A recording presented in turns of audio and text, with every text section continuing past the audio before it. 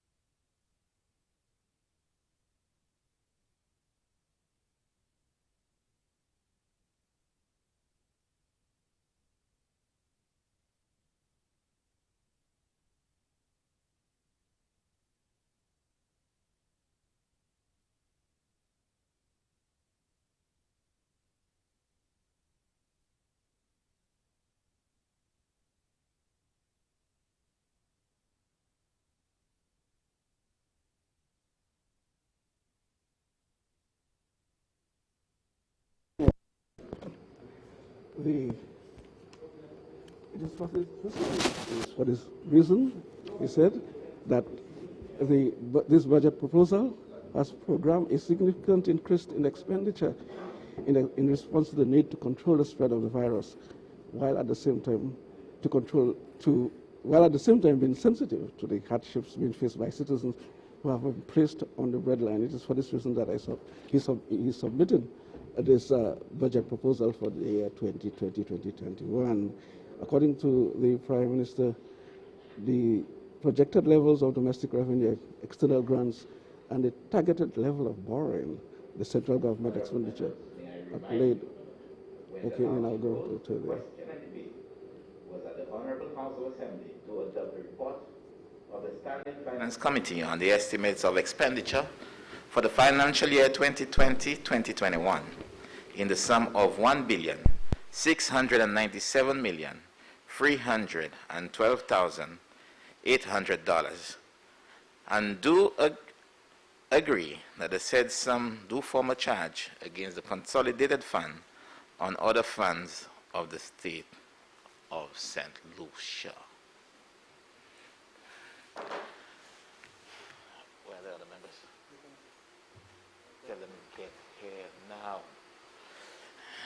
Mr. Speaker, Honorable Member for Mekod Nuff. Mr. Speaker, with your very kind permission and indulgence, may I move please for a 10-minute recess?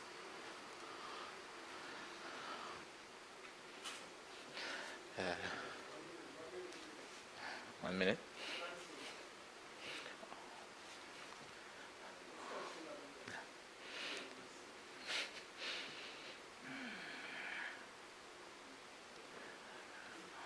Honorable Member for Soufrière. I see your light is on upon I say an Honorable Member for Soufrière. So I take it that you're speaking, addressing the House now. You may proceed, Honorable Member. Thank you. Yeah.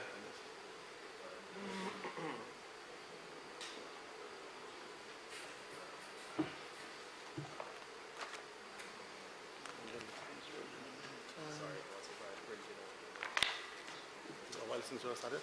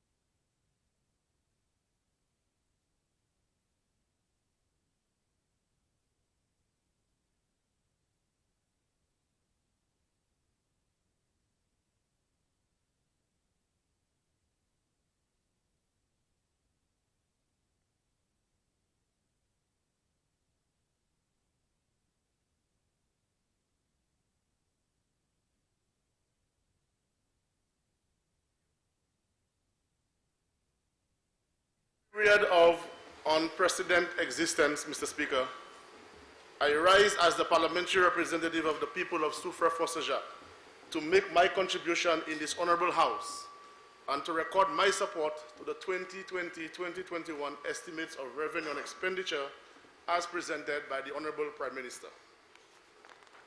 Mr. Speaker, I start by thanking Almighty God for granting me good health and blessings and affording me the strength and courage in the pursuit of service to my constituents and by extension, the people of St. Lucia in my ministerial portfolio. Mr. Speaker, I stand here with total gratitude and humility in representation of all, not some, but all the treasured people of Soufrière Fosséja. Mr. Speaker, I guarantee them, regardless of how buoyant things are or how challenged the times might be, when I stand in this honorable House, I am committed to serve them with unyielding vigor and valor. Mr. Speaker, my presentation today will be twofold. I will firstly speak to the programs within the Department of Physical Planning, and secondly, I will state the benefits that the 2020-2021 estimates bring to my constituency.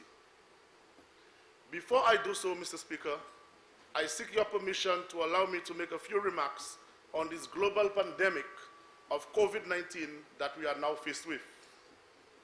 Mr. Speaker, as we participate in this session of Parliament, it is not under normal modality. Mr. Speaker, the world is grappling with the impact of a global medical pandemic, with the effects far-reaching and excruciating. Mr. Speaker, all of our lives have been impacted one way or the other by the spread of coronavirus, and there is no end in sight. Our industries have been halted, supply chains obstructed, and the fallout have sent the world economy in a recession. Mr. Speaker, I would like to express condolences to all St. Lucian families in the diaspora who have lost a loved one due to COVID-19, in particular, the August family from Soufrière, who just about 10 days ago lost a son, a nephew, a brother. Mr. Speaker, with Soufrière being the tourism capital, this pandemic has naturally taken a toll on my constituents, with over 2,000 employees out of work. Moreover, Mr. Speaker, the health and safety of our citizenry remains paramount to this administration. Mr. Speaker, stringent measures were taken in an effort to save lives and stop the spread of COVID-19. We all must be grateful of the present position of the country in our response to COVID-19, but we must never let our guard down. Mr. Speaker, it is in times like these, in such difficult times, leaderships are tested. Mr. Speaker, having a good leader at the helm of a crisis will determine how successful you are in navigating through the troubled period. And Mr. Speaker, fortunately, our nation has a calm, composed, and compassionate leader. And I applaud the Prime Minister for his distinctive leadership during this challenging time. Mr. Speaker, I join this Parliament and the people of St. Lucia in extending our gratitude to the Minister of Health, Senator the Honorable Mary Isaac, the Chief Medical Officer and her team, Dr. Sharon Belma-George, our doctors, nurses, the auxiliary staff at our medical facilities, the police, our fire officers, supermarket employees, gas station employees, sanitation workers, and all others who continue to serve obstinately during this period of uncertainty. Mr. Speaker, it has proven time and time again that this administration are better responders to crisis. And so, Mr. Speaker, I am confident in our headship during this pandemic. Mr. Speaker, I will now move on to speak on matters pertaining to the Department of Physical Planning.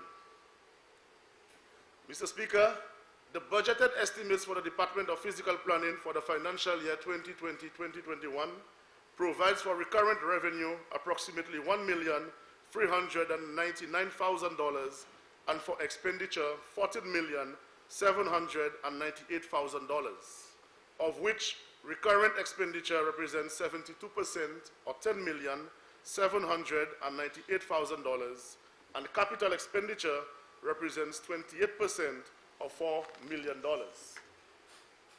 Mr. Speaker, the revised revenue estimates projected for 2019-2020 indicates an amount of approximately $2,130,000. I can proudly state that the actual collection as of March 31st, 2020 stands at $2,837,000, an increase of over 100% at the projected estimates. This increase is mainly attributed to an improvement in business activity at both our land registry and Crown land sections. In that regard, Mr. Speaker, the collection effort and increased productivity by the staff of these sections need to be acknowledged.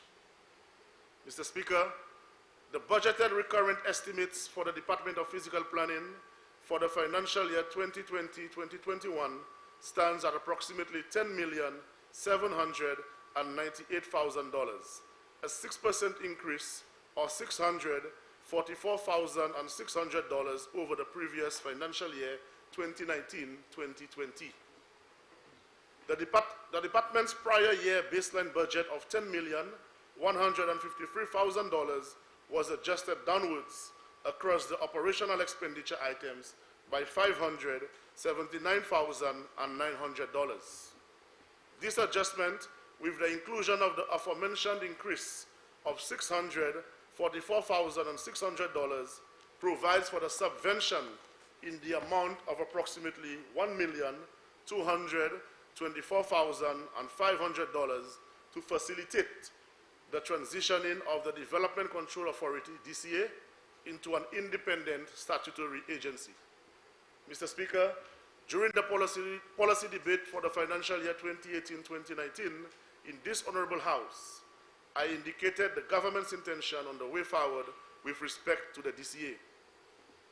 I provided an update on the activities completed during the financial year 2018-2019 and outlined the next set of deliverables undertaken in this financial year 2019-2020.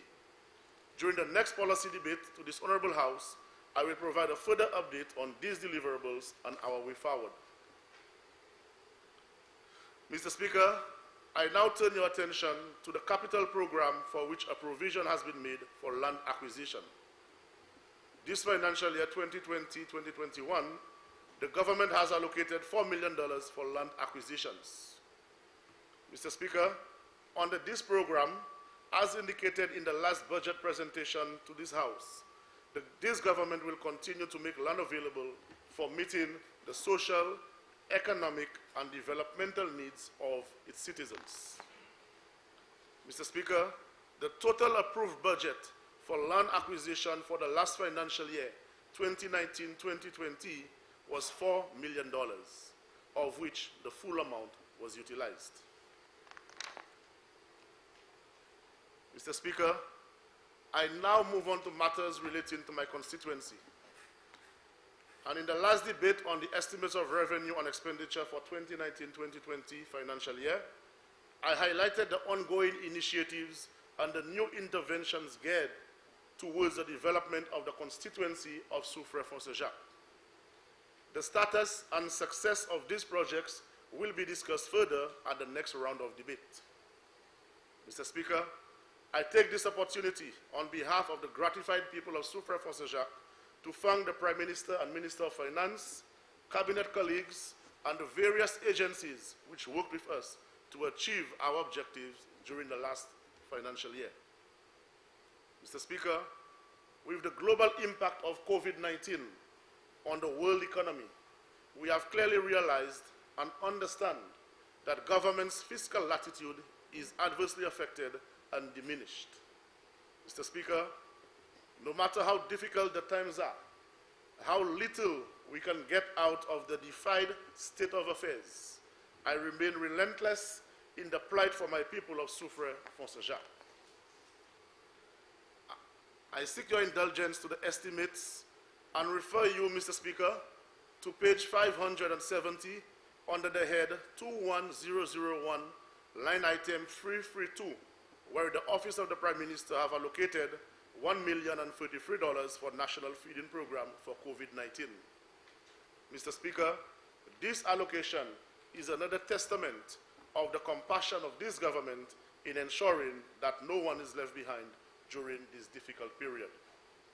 Mr. Speaker, over 300 constituents are beneficiaries of this initiative, and the numbers are to increase. In addition, Mr. Speaker, it is an avenue for our farmers to be able to sell the produce. We all know that the main supply chains of the hotels and supermarkets have been negatively impacted with the present level of consumption. I would like to thank further, Mr. Speaker, Event St. Lucia, the SLHTA, the towns and village councils, and Volunteers St. Lucia, who partnered with the government on this initiative. Mr. Speaker, on page 580, under the head 41001, line item 333, there is an allocation for agricultural assistance program for COVID-19, $7,376,400.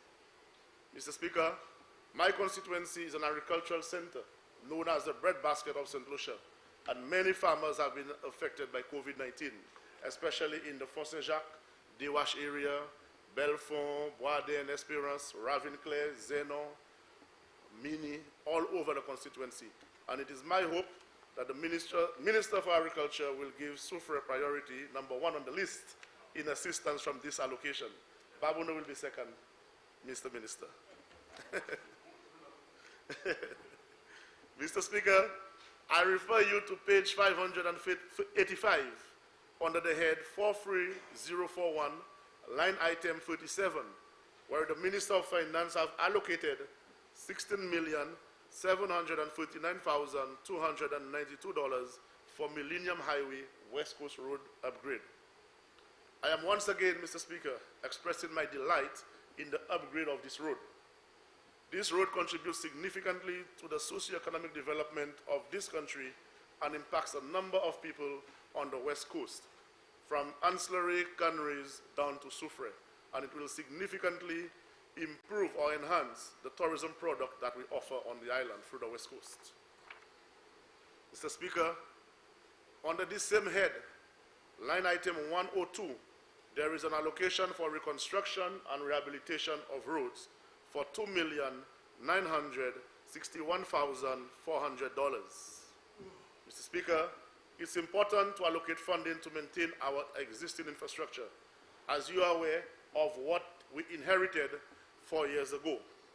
And Mr. Speaker, let me remind you how bad it was and how little was allocated for road construction and maintenance. I am happy that the Prime Minister and the Minister of Infrastructure continues to give great consideration in the maintenance of our road network throughout the length and breadth of this country over the past 4 years.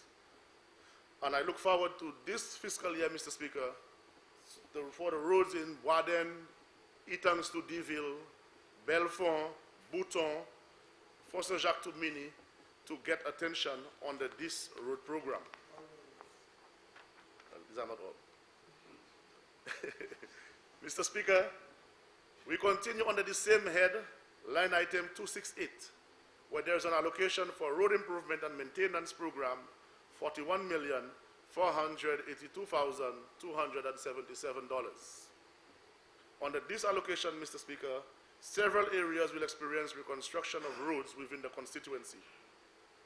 Mr. Speaker, finally, the residents of new development are getting the roads rehabilitated after 20 years of unfulfilled promises by the former administration.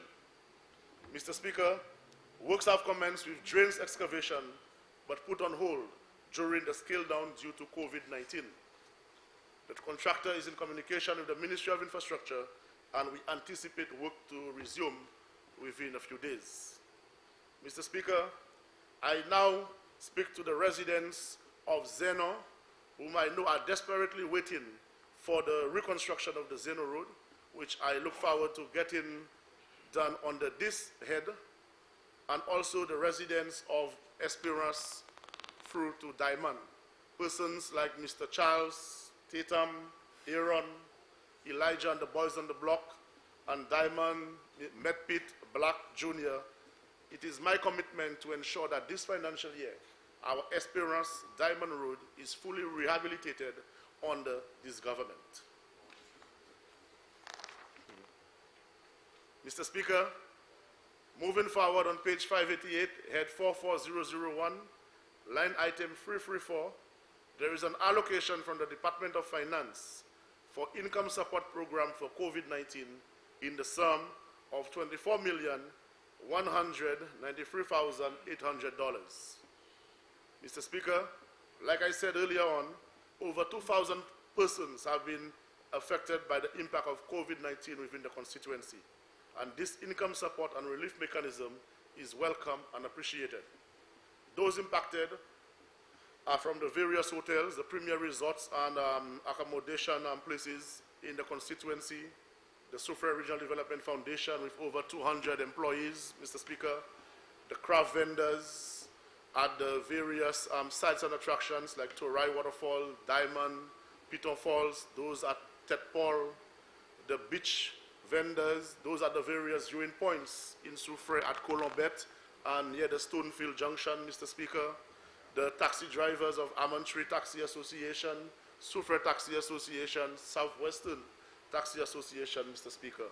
The water taxi operators and the Sicer yacht guides from Barron's Drive, the beach vendors, the beach boys who are vending their tours on the beach, all of those individuals, Mr. Speaker, the small restaurants, the small bars in Soufriere have been negatively impacted by COVID-19, and this allocation will go a long way in helping them get by for the next couple of weeks or for the next 3 months, if I am to say. So I want to say a special thank you to the Minister of Finance for this allocation, Mr. Speaker. On page 593, head 46001, line item 45, there is an allocation for village tourism in the amount of $1,042,688. Mr. Speaker, I am happy for this allocation as this will help complement our tourism product in Soufriere with the continuation of the Old Trafford Complex, Phase 2, the much-needed Torai Falls vendor platform, and this is an area which is very dangerous, Mr. Speaker. At Torai, you'll find all the vendors on the road selling the craft. So we are going to be building a platform away from the road where they are going to be in a more comfortable area to vend. The Palmis Road vending facility, and of course the upgrade of the Soufriere waterfront, Mr. Speaker, to make it more appealing, more pleasing to the eyes to our visitors when they come to the shores of Soufriere for Saint-Jacques. Mr. Speaker, I speak now on the allocation for the Ministry of Equity, Social Justice, Local Government and Empowerment. The safeguard of our safety nets is of priority to this administration. And Mr. Speaker, we understand not all are able to make it on their own, and we must provide support for our disadvantaged citizens, regardless of age, color, creed, or class. Mr. Speaker, I refer you to page 598 under the head 51006, line item 57, an allocation towards community after-school program. Mr. Speaker, this program continues to benefit many students all around this country, and Soufriere is also a big beneficiary of it. In my constituency, we have seen the positive results with the formation of a youth steel pan group called SUFCAN, but has now been renamed the Simone Mondesi Steel Orchestra, after a lady, Ms. Simone Mondesi, who was a community activist, a wonderful lady in the constituency who passed away a few weeks ago. But prior to her passing, the SUFCAN renamed the Steel Pan Orchestra after her for long service to the constituency. This means it is achieving its purpose, and I thank the government for continuing to invest in programs such as this, the after-school program, Mr. Speaker.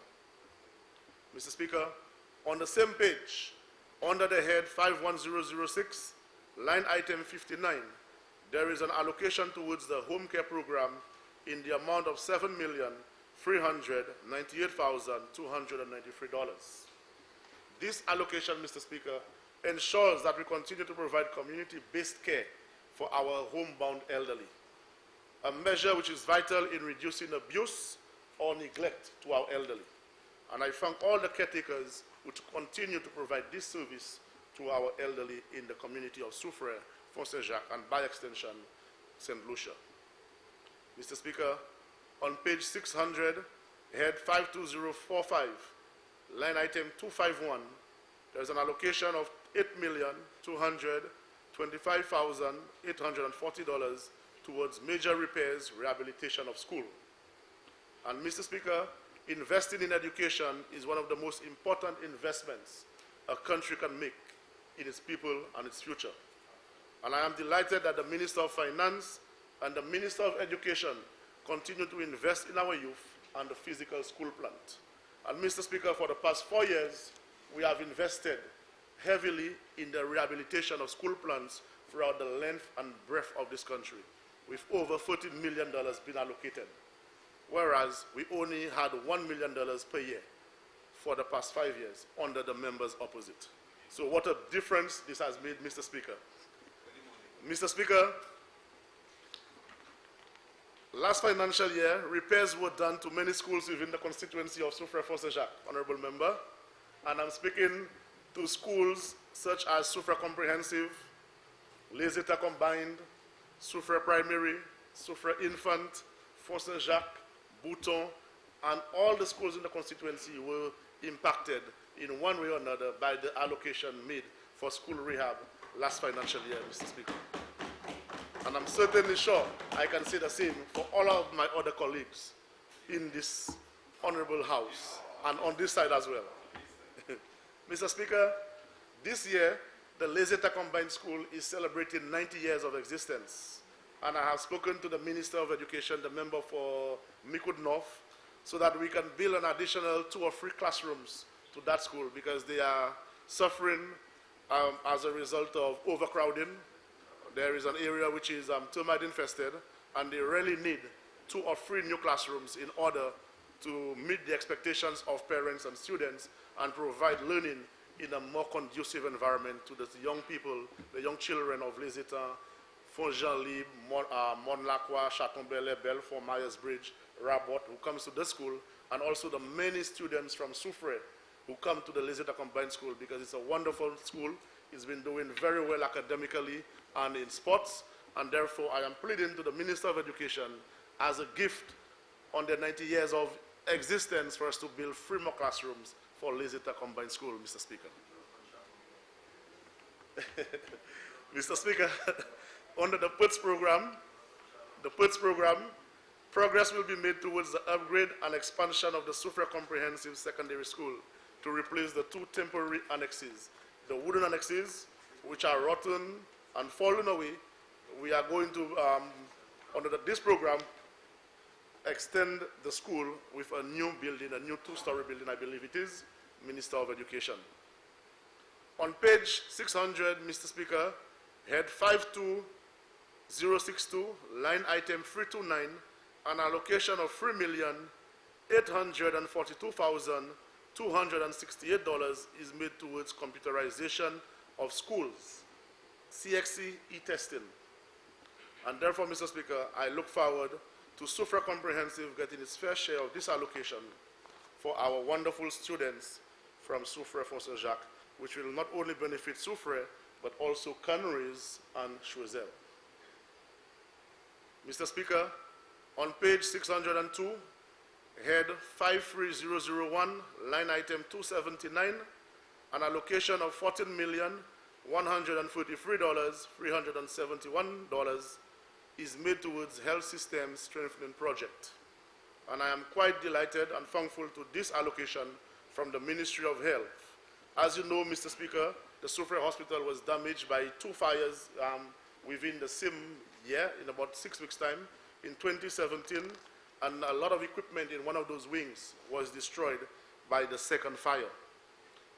So, Mr. Speaker, the equipment, they have been replaced, and we're speaking of a delivery bed for our maternity section, well, for an area which was created for that, an incubator, an infant resuscitator, medication storage cabinets, procurement of equipment and retrofitting for the resumption of laboratory and X-ray services, and procurement and commissioning of equipment for accident and emergency services. Mr. Speaker, on page 604, head 54065, line item 254, an allocation of $11,064,600 is made towards national sports infrastructural development. And I want to thank the government, Mr. Speaker, particularly the Minister of Finance, for selecting the town of Soufrière as the first location for the implementation of this holistic and strategic investment in our sports development. I must also thank the Minister of Sports, Mr. Speaker, as he has been doing a wonderful job in sports for the last 4 years in this country. Mr. Speaker, this project at the mini stadium is near completion, but have been interrupted with the installation of the turf, the tracks, and the lights, of course, due to COVID-19. So we are hoping, what I'm telling you, COVID-19? We are hoping, Mr. Speaker, that once this is over, the borders are reopened, and the U.S. is able to get this under control, that the installers of the track, the turf, and the lights will be able to come down here to get this installed as quickly as possible, so that the young people of Soufrière can now have a first-class sporting facility where they can recreate, where they can train, where they can play, and where they can compete locally, and be able to get St. Lucia to another level when it comes to sporting development.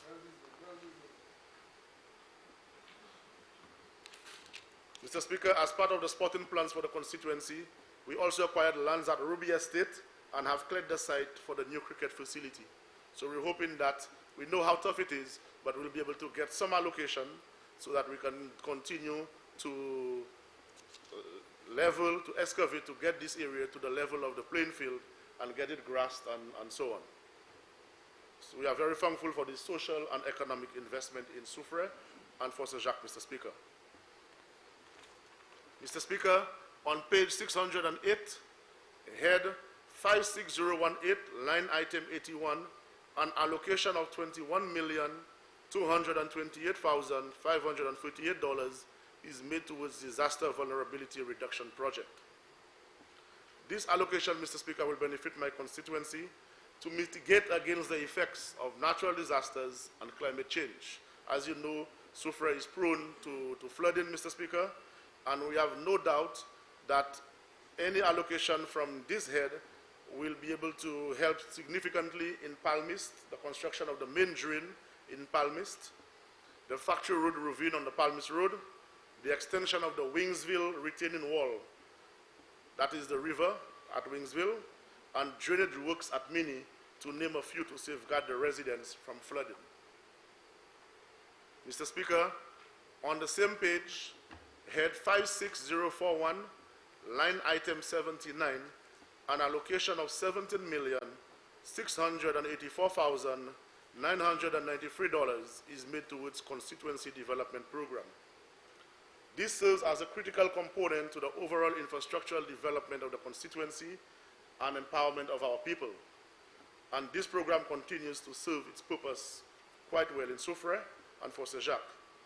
Under this program, Mr. Speaker, we were able to complete the first phase of the Old Trafford complex with the bus terminal and the farmers market. And this allocation, Mr. Speaker, will aid with the continuation of other components of Old Trafford, construction of the Zeno multi-purpose court. Okay, this is a court which has been promised to the people of Zeno for a long time, and I'm looking forward to this financial year under the CDP program to get this court constructed for the people of Zeno. Bus shelters at Bouton and other required areas, construction of drains, footpaths, and road access for both residents and farmers in the constituency. Mr. Speaker. Mr. Speaker, before I conclude my presentation this afternoon, it is going to be remiss of me not to reply to a few statements made by the member for Fisheries is the leader of the opposition earlier on. And if you can recall, Mr. Speaker, he used words such as deliberate vindictiveness of this government when he was debating the estimates, Mr. Speaker. But, Mr. Speaker, we are going through a crisis, a medical and an economic crisis at this time, not only in St. Lucia or the Caribbean, but globally.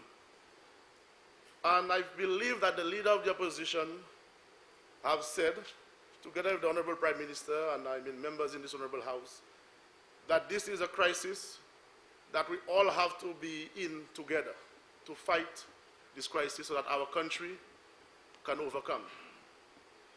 And just yesterday, Mr. Speaker, we started this process of the estimates for 2020-2021.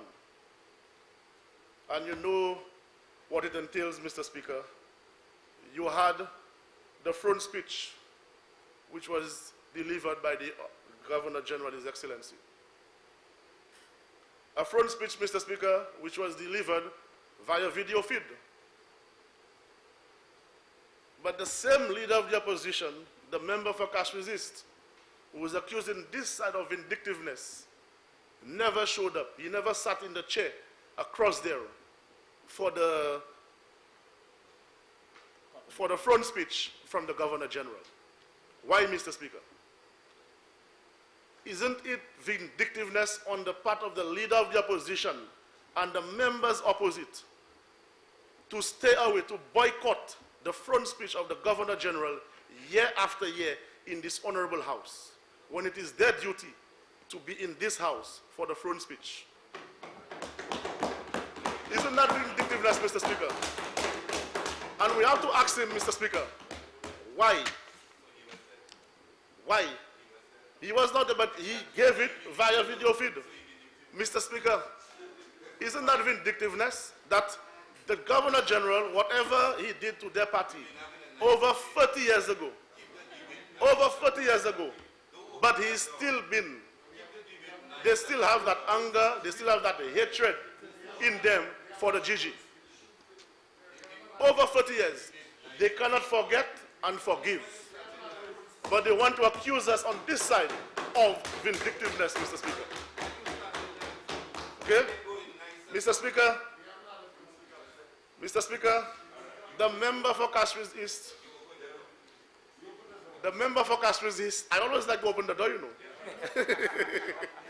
Because I know there are soldiers behind to take care of you when you'll enter. Mr. Speaker, the leader of the opposition came in there this afternoon pretending as if he is crying as the savior of the public servants. Crying as the savior of the public servants that we want to cut the salaries of public servants, Mr. Speaker. Again, the same hypocrisy of the members opposite and the leader of the opposition. But this is the same member, a couple of years ago, 2013, 2014, he wanted to cut the salaries of public servants by 5%. And Mr. Speaker, there was no COVID. There was no COVID in St. Lucia. There was no COVID. He wanted to cut it by 5%. And Mr. Speaker, Honorable members, honorable members,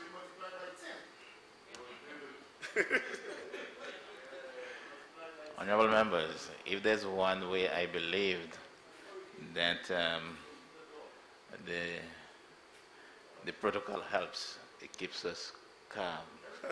So may I call on member for Fisheries South and member for Ansley, will you please wear your mask? Okay, I didn't. Continue, honorable member for Soufriere. Thank you, Mr. Speaker. There was no COVID. And Mr. Speaker, the Honorable Prime Minister have said repeatedly that we are not cutting the salaries of public servants. It is a deferment. And the Honorable Prime Minister have given all the reasons, Mr. Speaker, why we are going that way.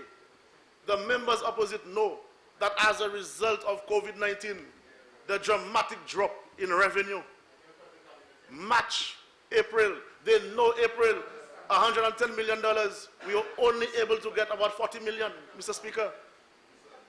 Come May, June, you do not even know how much you are going to be collecting, Mr. Speaker, because the devil out there, COVID-19, is something that you do not know what happens tomorrow, what happens next week. And all we're saying, Mr. Speaker, is that at this moment, cash is king for us in the country. We need to have cash on hand to meet the obligations of the government. They know, Mr. Speaker, and we are asking everybody to make a sacrifice for 3 months, because we're saying that in 3 months' time, we should have a clearer picture as to where this thing is going, not only in St. Lucia, regionally or internationally. We are going to be able to make a determination. By then, maybe our cash flow is going to be much better. We are going to increase on our cash flow from the $40 million, and we'll be able to meet our obligations. That is what we're saying, Mr. Speaker. They know the amount of money we have to pay every month on our interest and principal. They know about the short-term instruments. They know, Mr. Speaker, if there is one default on any payment, a technical default, what happens, what the consequences are. But because of cheap politics, Mr. Speaker, they come in this house, pretend to be saviors of the public servants, are telling us that we have resources to pay the salaries, Mr. Speaker, when they know we need to have cash on hand. Yes, we'll be getting, we got the money from the IMF, we're getting the money from the ECCB, but you see, we are a responsible government, Mr. Speaker. We are not going to take everything we have and just go and pay salaries, pay everything, and if 3 months, 4 months down the road, COVID-19 is worse than it is today, we are not able to meet our debt obligations, technical default, and the same civil servants they are trying to cry as saviors for, they are now going to suffer the consequences. But as a responsible government, Mr. Speaker, this Prime Minister and Minister of Finance is doing what is best for the country at this time, and that is to save cash so that we can meet our debt obligations. And I want to commend the Prime Minister, and I want to commend the members of this side of the House for supporting the Honorable Prime Minister in taking us down this direction, Mr. Speaker. See, Mr. Speaker, they talk about mismanagement. The leader of the opposition, and it's a pity he's not there. Maybe he's hearing me somewhere. An economy, Mr. Speaker, which has been growing, which has been performing for the past 3 years. You're talking about economic mismanagement? An economy, when we inherited it, you all had 3 years of negative growth. An economy which was in stagnation, which had contracted. Unemployment was over 24%, Mr. Speaker, when we inherited government. Today, what is the rate of unemployment? 16.2%. Performance, Mr. Speaker, amongst the youth, it was 44%. What is it today? 31.6% performance. 3 years of continuous economic growth. No? 3 years of economic growth. And you're talking about mismanagement? After 3 weeks, you can't pay salaries? After 3 weeks, you can't pay salaries? You do not know what's happening right now? You do not know what's happening right now? You do not know what the revenue is like? Mr. Speaker, these are members who are only there to play cheap politics, to try to guide the people of St. Lucia, just for them to get back into power. Power-hungry members on the opposite side, Mr. Speaker. Yes, very selfish members, Mr. Speaker, who know exactly what they're doing. But the people of St. Lucia are smarter, Mr. Speaker. And the day is going to come, the day of reckoning is going to come. And I can guarantee you, Mr. Speaker, they are going to stay seated in the comfort of those seats on the opposite side of the House, Mr. Speaker. So, Mr. Speaker. Honorable member, is just enough. Just this word selfish, it is really, but I'm just letting you know that Yes. Call No members. problem, Mr. Speaker. No problem. Mr. Speaker, this government have been through crisis before, Mr. Speaker. This United Workers' Party, this government have been through crisis. We have been through droughts. We've been through financial crisis. We've been through Hurricane Thomas. And now we are going through COVID-19. We have always rebounded, Mr. Speaker. As a party, as a government, we have always overcome and put St. Lucia back on the right track. And I am very confident, under the leadership of the Honorable Prime Minister, Mr. Speaker, we are going to remain focused.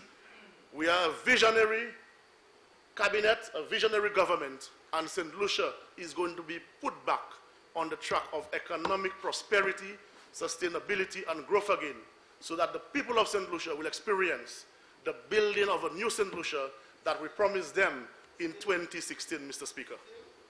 Mr. Speaker, as I close, I take this opportunity to commend the Prime Minister and Minister of Finance, the staff of the Ministry of Finance, especially the staff in the units of budget and research and policy, the director, in their efforts for crafting these estimates of revenue and expenditure in this challenging fiscal period. Mr. Speaker, what we are faced with is new to all of us, but we have always been a resilient people, and we will overcome this hurdle together because we are all in. We must truly work together to return our country to the upward trajectory pre-COVID. Mr. Speaker, it is a path that is going to bring us back to where we were, to build that new St. Lucia, which I said earlier, and to make the people of St. Lucia proud and reaffirm their support in this government. Mr. Speaker, I pray that we continue to protect against COVID-19, and I encourage everyone to continue to observe the protocols and measures put in place by the authorities to safeguard themselves. Mr. Speaker, I thank you and honorable members for your indulgence, and once again, I confirm my support to the 2020-2021 estimates of revenue and expenditure as presented by the Honorable Prime Minister and Minister of Finance. I thank you, Mr. Speaker.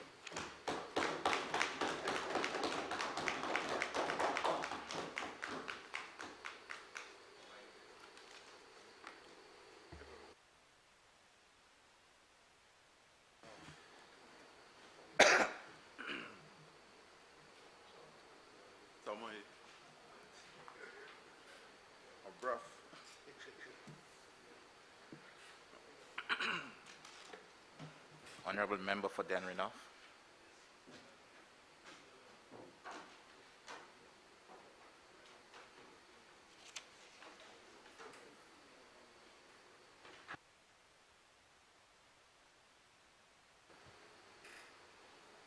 Mr. Speaker, I choose to do away with my mask.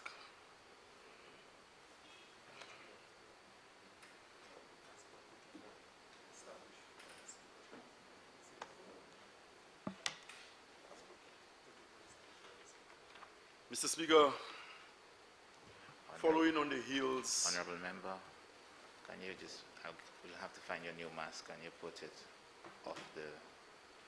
We will find you a new one thereafter.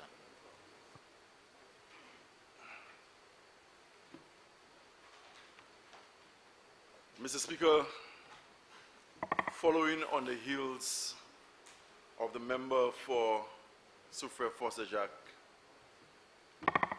a very easy conclusion for me is that noise does not always equate to substance. The member got caught up in his presentation, Mr. Speaker. I must admit that he started very, very well. He navigated pretty decently until he lost his way.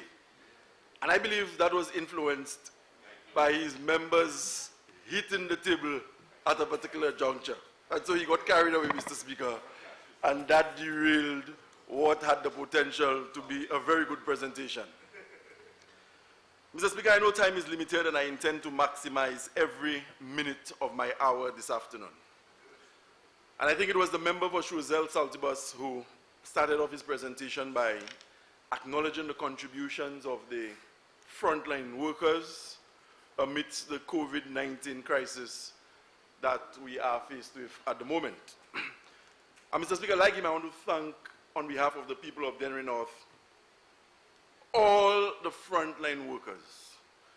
And let me say, no amount of thanks can adequately capture the collective gratitude of our people towards the doctors, nurses, support staff at our different health institutions, the protective services, the police, the fire personnel, correctional officers, and very importantly, Mr. Speaker, the supermarket workers, the utility workers that we tend to forget at times, in particular, those from WASCO.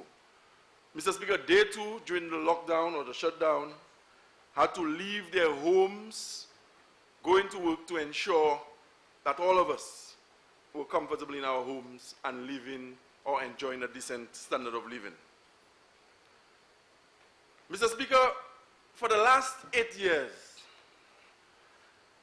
I have emerged from the banana fields of the Mabuya Valley, where I call home and I've lived all my life. I've emerged in either the month of March, April, or May to take my place in the budget debate on behalf of the people of Dennery North, whose perspective, ideals, and aspirations I've championed in and out of government for almost a decade. It is a responsibility that I take very, very seriously, Mr. Speaker. I will never shirk, especially when the advocacy is for the voiceless, the marginalized, and less fortunate of my constituency. I, Mr. Speaker, will continue to champion their cause. Mr. Speaker, today I've been sent by the people of Olean, the people of Despin, Grand Rivière Tamazo, Grand Ravine, Richfond, Lapel, Larissus, Gadet, Dennery Rivière, and Belmont. And it is on their behalf I stand today to make a contribution to this budget debate. Mr. Speaker, as I perused the estimates and reviewed the figures, what became immediately inescapable was the sheer size of the proposed budget. 1,697,312,800. Approximately, Mr. Speaker, $1.7 billion. At a time when we are being told that our country is broke, but we are presenting such an astronomical amount, an astronomical figure, to give the impression, Mr. Speaker, while on the one hand we are saying to the populace that things are hard and we need to resort to belt-tightening measures, we are coming with a figure to give the impression that all is well and that prosperity is there to be enjoyed by all and sundry. Mr. Speaker, je voulais l'occasion pour vous remercier Jean Dennery North qui a eu moins opportunité pour venir à Caille Concite pour parler des affaires budget pays et puis comment l'argent gouvernement proposé pour dépenser en l'année qui est devant nous et puis pour regarder qui manière c'est l'argent ça qui a touché la vie Jean Dennery North en une manière qui est primaire pour vous. Mr. Speaker, as I perused, I saw nothing for the St. Lucia National Trust. Mr. Speaker, as I continued to examine the figures in the estimates, I did not see the reinstatement of the distress fund. Mr. Speaker, it also baffled me why I did not see an allocation for the reinstatement of the Larissus Health Center. Mr. Speaker, why do do we continue to starve the National Trust of resources that will ensure that they continue to do the work that they've been doing in St. Lucia by way of preserving sites and certain aspects of our heritage, Mr. Speaker, that causes us to generate economic activity, thereby being able to provide for our citizenry? Is it because of a position that has been taken by some individual members of the National Trust, Mr. Speaker? The distress fund, Mr. Speaker, which had previously existed as a capital budget item in this House and in the previous government, why haven't we seen a need to reinstate the distress fund? The distress fund, Mr. Speaker, is a matter that I've addressed at previous sittings of this Parliament. The distress fund is an amount that was in the budget that was used to help St. Lucians, the majority of whom would have suffered the unfortunate incident of having their little plywood structure burnt down to the ground due to no fault of theirs.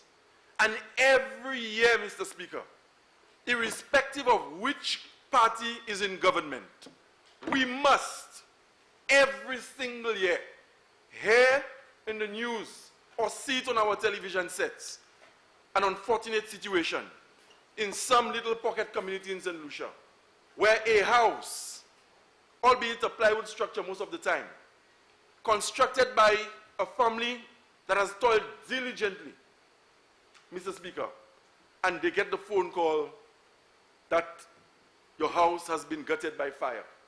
It has been burnt down to the ground. And for a lot of those families, Mr. Speaker, they do not have the means. They do not have the means to buy an insurance package. And they left on their own. They do not know where to turn to get assistance. And it was this distress fund, Mr. Speaker, that we resorted to as a government to lend a helping hand. And when these people come out and they ask for help, it is insensitive to ascribe the label of mendicant to them. They may not have the luxury that some of us enjoy.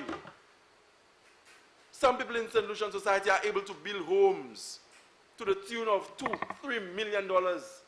And that is their prerogative, Mr. Speaker, if they have the income stream to live that kind of lifestyle. But we must spare a thought for the little man who will knock his 2 sheets of plywood together. And there's a lot of dignity that resides in that house. And when his house is gutted by fire, Mr. Speaker, you cannot, as a member of Parliament, turn to the estimates and say, I am going to make representation on his behalf because I know the distress fund is available to provide relief. Là, il y a pile malheureux en cette liste, Mr. Speaker, qui a fait un petit caille plywood pour yo et puis pour famille yo. Et tous les années, qui c'est un vieux fort, Gozile, si c'est on denui, ou n'importe côté cette liste, ou quand il joue une nouvelle, côté anti-caille plywood, j'ai tapé brûlé, et puis une famille, j'ai perdu toute bagaille. Et de l'est, c'est moun, ça n'a pas ni l'argent, il n'y a pas même ni travail, qui s'en de yo faire un caille encore. Et qui regarde garder un le gouvernement pour bailler anti-assistance, Mr. Speaker. Et comme je dis aujourd'hui, là, nous avons passé un budget of almost $1.7 billion, we cannot find $500,000 to put in the budget as a distress fund to support the people I've just mentioned. Mr. Speaker, I continued to peruse the estimates, and a number of questions came to mind. With a budget of $1.7 billion, approximately, will the banana farmers of Denier Riviere, Grand Ravine, and Belmont finally begin to enjoy better conditions? Will they be able to get better returns, Mr. Speaker, for their labor, for their sweat, and for the effort that they put into the fields day in and day out? Will the children of Richmond, Grand Riviere, and Garrett finally get laptop computers, Mr. Speaker, especially at a time when COVID has ensured that we cannot continue with the traditional forms of instruction in school, and that children have to stay home.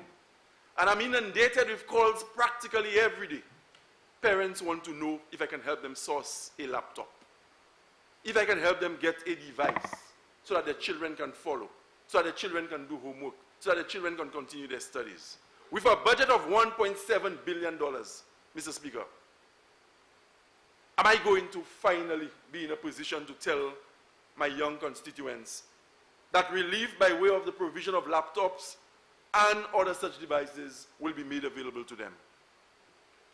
Mr. Speaker, as I said, I cannot leave the House of Parliament and go into Oleon and Garrett and Denyery and Belmont and Larissos and the other catchment areas and tell my constituents that out of an approximate budget of $1.7 billion, that the health center will be reinstated. And what about the people of Lapel on their road, Mr. Speaker? Will I be able to go into Lapel this afternoon when I leave this parliament and tell them that finally I've seen a provision in the budget, because this year we come in big, to use an ordinary phrase, with a budget of $1.7 billion, that their road will be resurfaced? Est-ce aller, Mr. Speaker, constituency moi? Et puis 10 femmes à fig, à dernier rivière, Guavine et puis Belmont, et puis l'autre place à Valia. Dat l'année ça, bagay ka vini pour vous, puis le gouvernement juste qu'a passé un budget of $1.7 billion. Est-ce que ça dit, maman, regardez, Gouinvier, oui, font, l'appel et puis la ressource avec Oleon, that finally, le gouvernement a eu laptop computers, un programme qui est deux bouts. Est-ce que ça allait, Mr. Speaker, que je l'appelle l'après-midi, that chimé, on a demandé pour qu'il joigne, because the government just passed a budget of $1.7 billion. Mr. Speaker, what about the talented Dennery segment artist? I perused the estimates, and there's just an arbitrary figure on the creative industries, but there's no breakdown of any program that would cause me to tell my constituents that, Mr. Speaker, relief is on the way and that assistance will be coming their way. Mr. Speaker, with a budget of $1.7 billion, when a government plans to spend that quantum, just hearing that a government, especially during a time of crisis, is coming with $1.7 billion, a pronouncement or such declaration is supposed to engender a sense of hope. Approximately $1.7 billion, Mr. Speaker. This is supposed to inspire confidence. This is supposed to trigger optimism. But the figures say one thing in the estimates, and the pronouncements of the people who preside over the figure tell a different story, Mr. Speaker. Is that what the leader of the opposition was referring to when he said this is just a compilation of empty figures?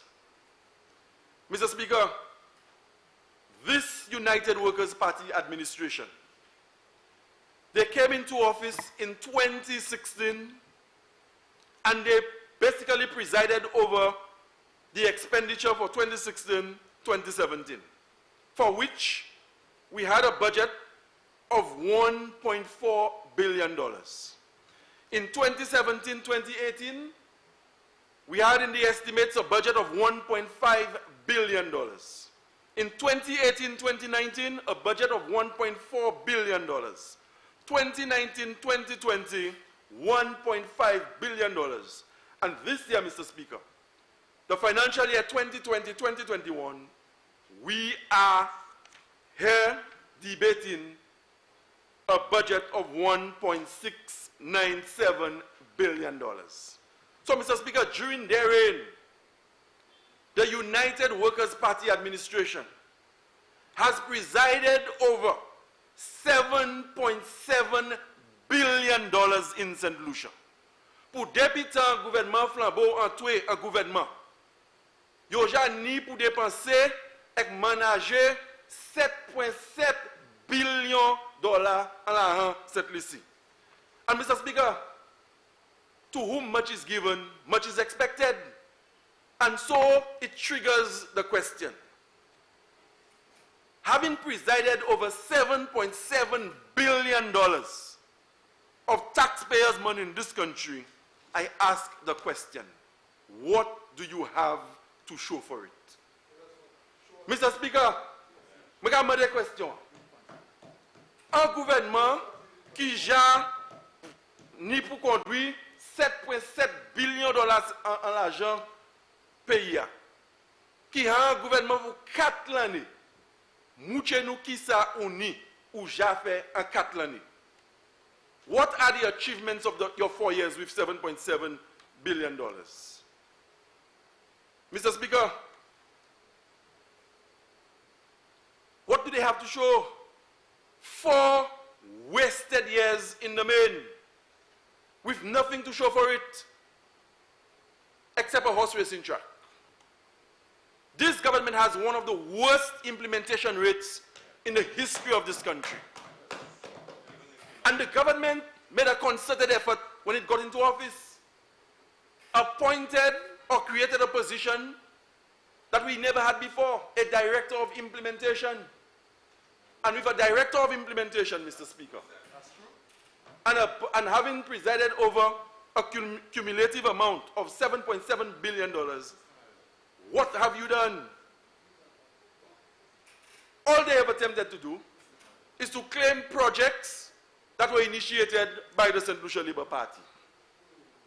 Where are your projects? What have you done in 4 years, having presided over $7.7 billion of state resources?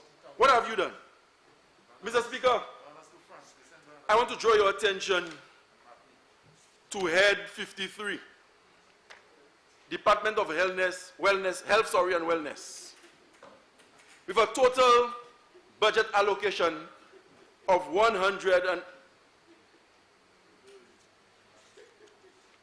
I am not referencing the page, Mr. Speaker. It's at the front of the estimates, where you have a breakdown of both recurrent and thing. So, Head 53, Department of Health and Wellness, with a total amount of $182,422,800.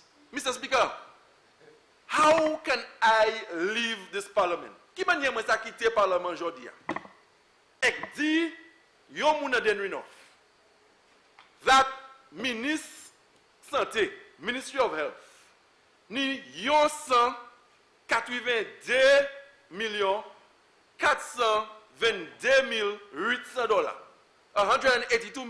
422,800 dollars. $182,422,800 out of a budget of approximately $1.7 billion, and we cannot get the reinstatement of the Larissos Health Center for the paltry amount of $371,000.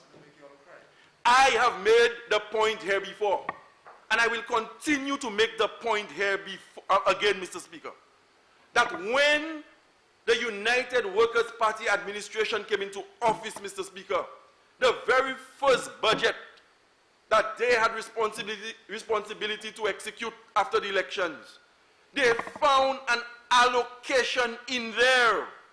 It was not a loan. It was not supposed to have been financed by bonds. It was a grant from the Republic of China, Taiwan, to the tune of $371,000. They removed it. And today it's even more painful.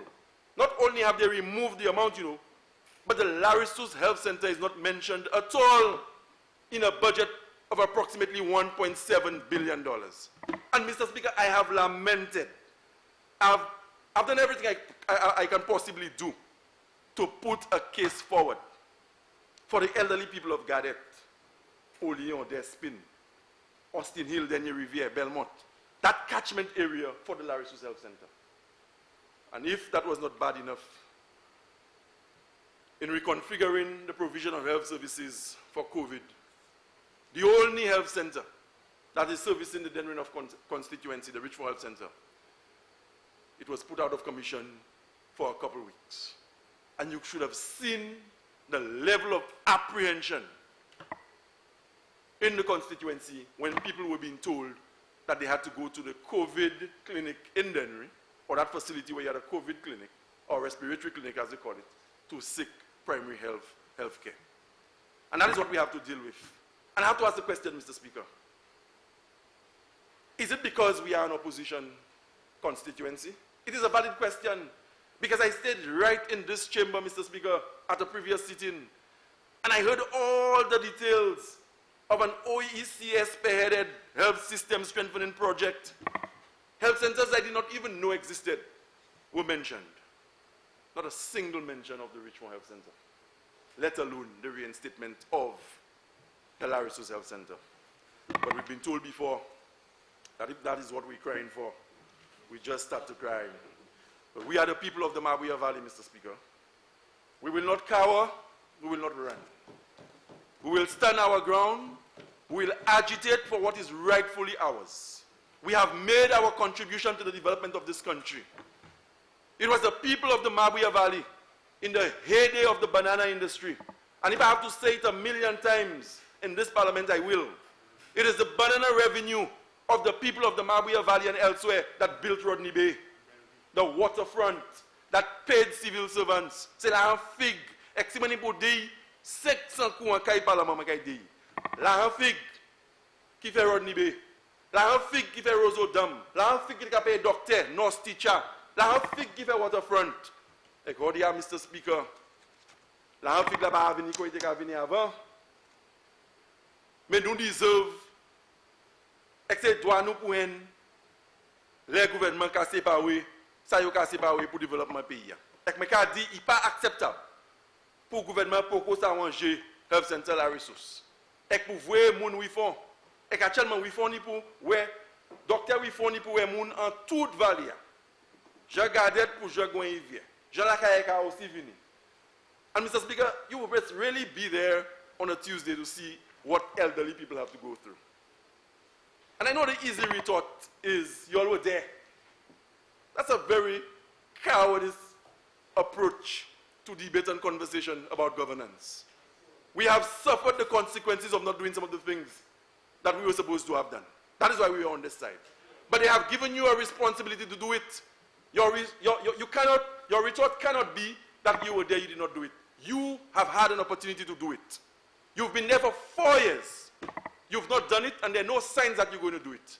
And today, everything you throw at the government is COVID. I'm expecting the Minister for Agriculture and Member for Babono at some point in this debate to tell us that COVID is responsible for banana farmers not being able to get paid. I'm expecting them to come and put everything on the doorsteps of COVID. Of course we have a crisis. Nobody will deny that. Nobody will deny that we have a crisis on our hands with COVID. COVID has made a bad situation worse. Or a more delicate way of saying it is that it has exacerbated a situation that existed. But Mr. Speaker, we warned. We came here and we warned. We were ridiculed. Even the leader of the opposition, whom some might say has a speech impairment, he was mocked and made fun of at a public function because we were warning, because we were saying perhaps there is a different way. Maybe we can be a little more prudent. And Mr. Speaker, that is what debate in Parliament is supposed to be about. We have been in government. We have presided over things in a particular way. We have learned lessons, and we can come here and we can share our perspective to better enable the government to move forward for the well-being of our people. Mr. Speaker, I move to Head 41. Department of Agriculture, Fisheries, Natural Resources and Cooperatives. A recurrent amount of $44,366,900. A capital allocation of $21,655,000, which gives that particular agency a grand total of $56,021,900. The line item under that particular ministry or department of government that excites me, Mr. Speaker, is the Banana Productivity Improvement Project, to which $2.5 million have been allocated. But Mr. Speaker, upon closer examination of that particular allocation, almost half that amount goes to salaries. And whether 1.5 or half of this is going into salaries, $2.5 million allocated to the Banana Productivity Improvement Project is a very paltry amount. It is not commensurate with the challenges of that particular industry. Mr. Speaker, I will never come into this house and make it seem as if all the problems associated with the banana industry started with this government. I know bananas. All of us who come from the rural parts of this country can relate to banana cultivation on a first, by way of experience.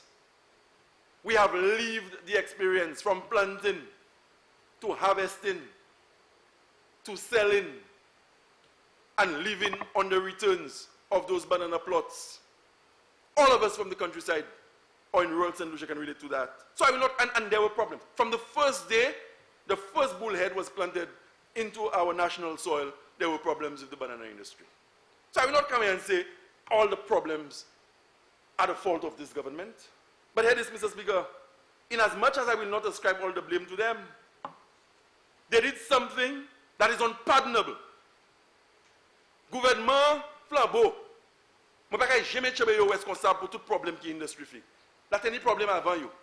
Depuis que les figs commencent à avoir une industrie, là, il y a un problème. Mais le gouvernement ça a fait un bagage. That nous ne pouvons jamais oublier. And I believe the time has come for the Minister for Agriculture to stand here and apologize to the farmers of this country. Mr. Speaker, when it was first mooted that the government or the United Workers' Party was exploring market opportunities in France and Martinique, Mr. Speaker, of course I was excited if the banana farmers of the Mabuya Valley, some of whom, or the majority of whom are my personal friends, can get to sell 200-300 boxes of bananas fortnightly.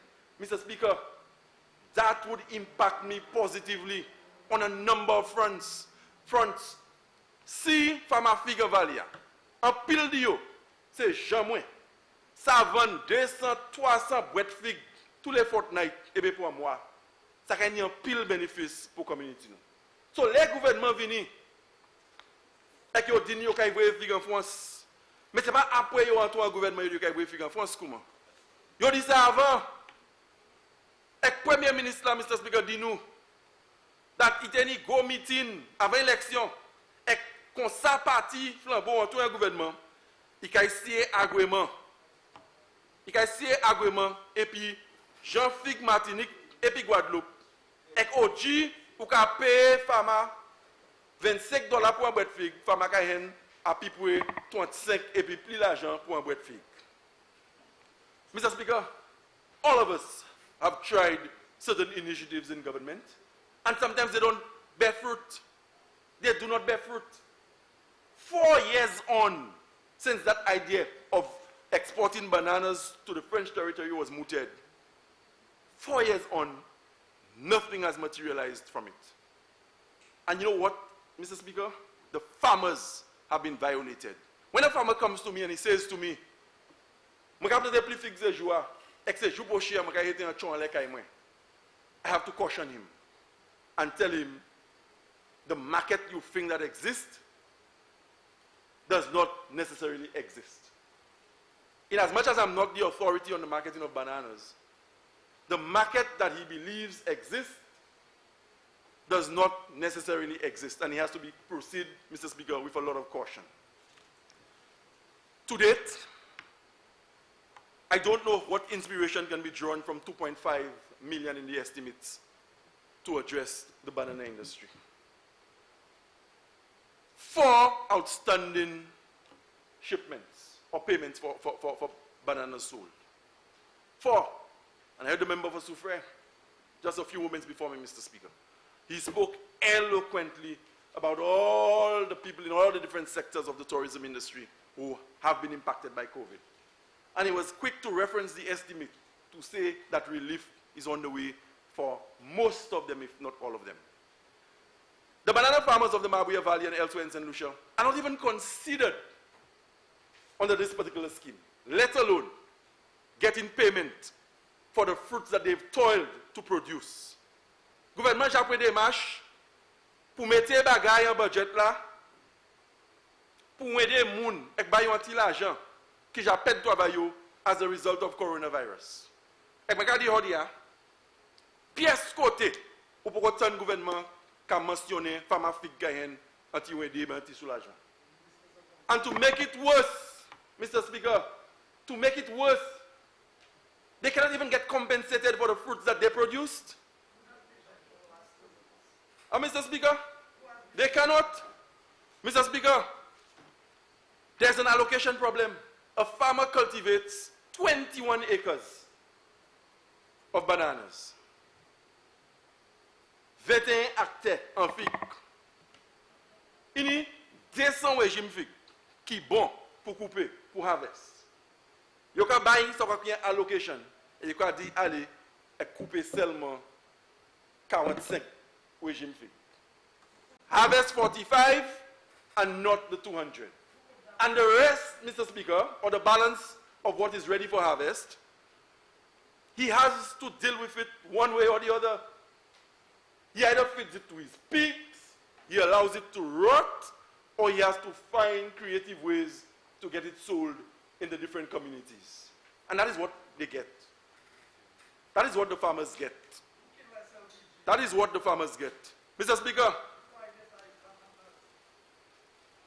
the banana farmers have gotten a little outlet to sell regionally, in Barbados in particular.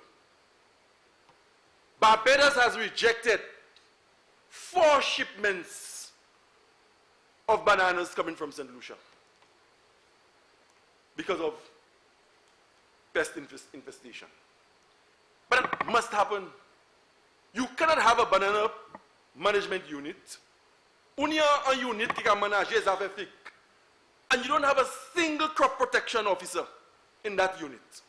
And then the Minister for Agriculture will come and tell the nation that he is not responsible for quality. Quality is an issue that the farmers have to deal with. Mr. Speaker, the government has a custodial role in much the same way. All of us have gone to cabinet and we have approved concessions for hoteliers. We owe it to the farmers to give them the support that they need. It is not enough. But he sits on the board of Windfresh. Whom are you representing? Whose interest are you representing? Whose interest are you representing? And instead of giving the farmers some hope and encouragement, he passes the buck and says that it is a quality issue. Ensure that the unit that you created, you have a crop protection officer there, so that when the farmers toil and those shipments reach Barbados, they will not reject them so regularly as has been happening. And at a particular occasion, Mr. Speaker, it was so bad that the Bajans allowed for the fruit to be fumigated in a container in Barbados because it broke their heart to see they have to send that back. And then the Minister of Agriculture, he asked me to sit down, Mr. Speaker. Suriname is positioned now, Mr. Speaker, to take over the banana situation. That particular market available to St. Lucia, the Surinamese have that already. You came, no, I'm not a shadow minister for agriculture. I am speaking bananas. I told you I emerged this morning from the banana fields of the Mabuya Valley. And I have done that. I don't know, I have never disowned where I come from. Never. Mr. Speaker,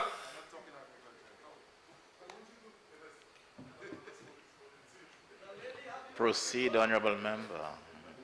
Mr. Speaker, the farmers, the banana farmers of this country have been violated. And Mr. Speaker, the Minister for Agriculture needs to come in this honorable house and he needs to speak to the 2.5 million. And he needs to understand too that that can never be enough to deal with the problems that the industry is faced at the moment. Mr. Speaker, a gentleman from my constituency, Lulu, from Belmont. He heard that there'll be a new market in France. So he went and he started cultivating more land. And during the dry spell, you should have seen him with a 4x4, with drums. He would pump the water from the river into drums on a pickup, park the pickup adjacent to the farm, and then try to use all kind of creative means to water the crop. That is his form of irrigation. Why? Because he has been told, or he was told, that there is a market for his fruits in France. And as I said, Mr. Speaker, if you or this government can come tomorrow and say, finally, we've made a breakthrough with the French market, I will be one of the happiest persons, not just in this house, but in this country. Because I know what the farmers are going through. Don't make people clear additional lands to plant more fruit when you know you have no market and you want to defend that. You want to defend that? As they say in cricket, you should allow that to go by outside the off-time. Don't play at that. Right. Mr. Speaker, I want to draw your attention to Head 56, Department of Economic Development, Transport and Civil Aviation. A total of 98,395,300. The CDP, Constituency Development Program, has an allocation this year of $17,684,993.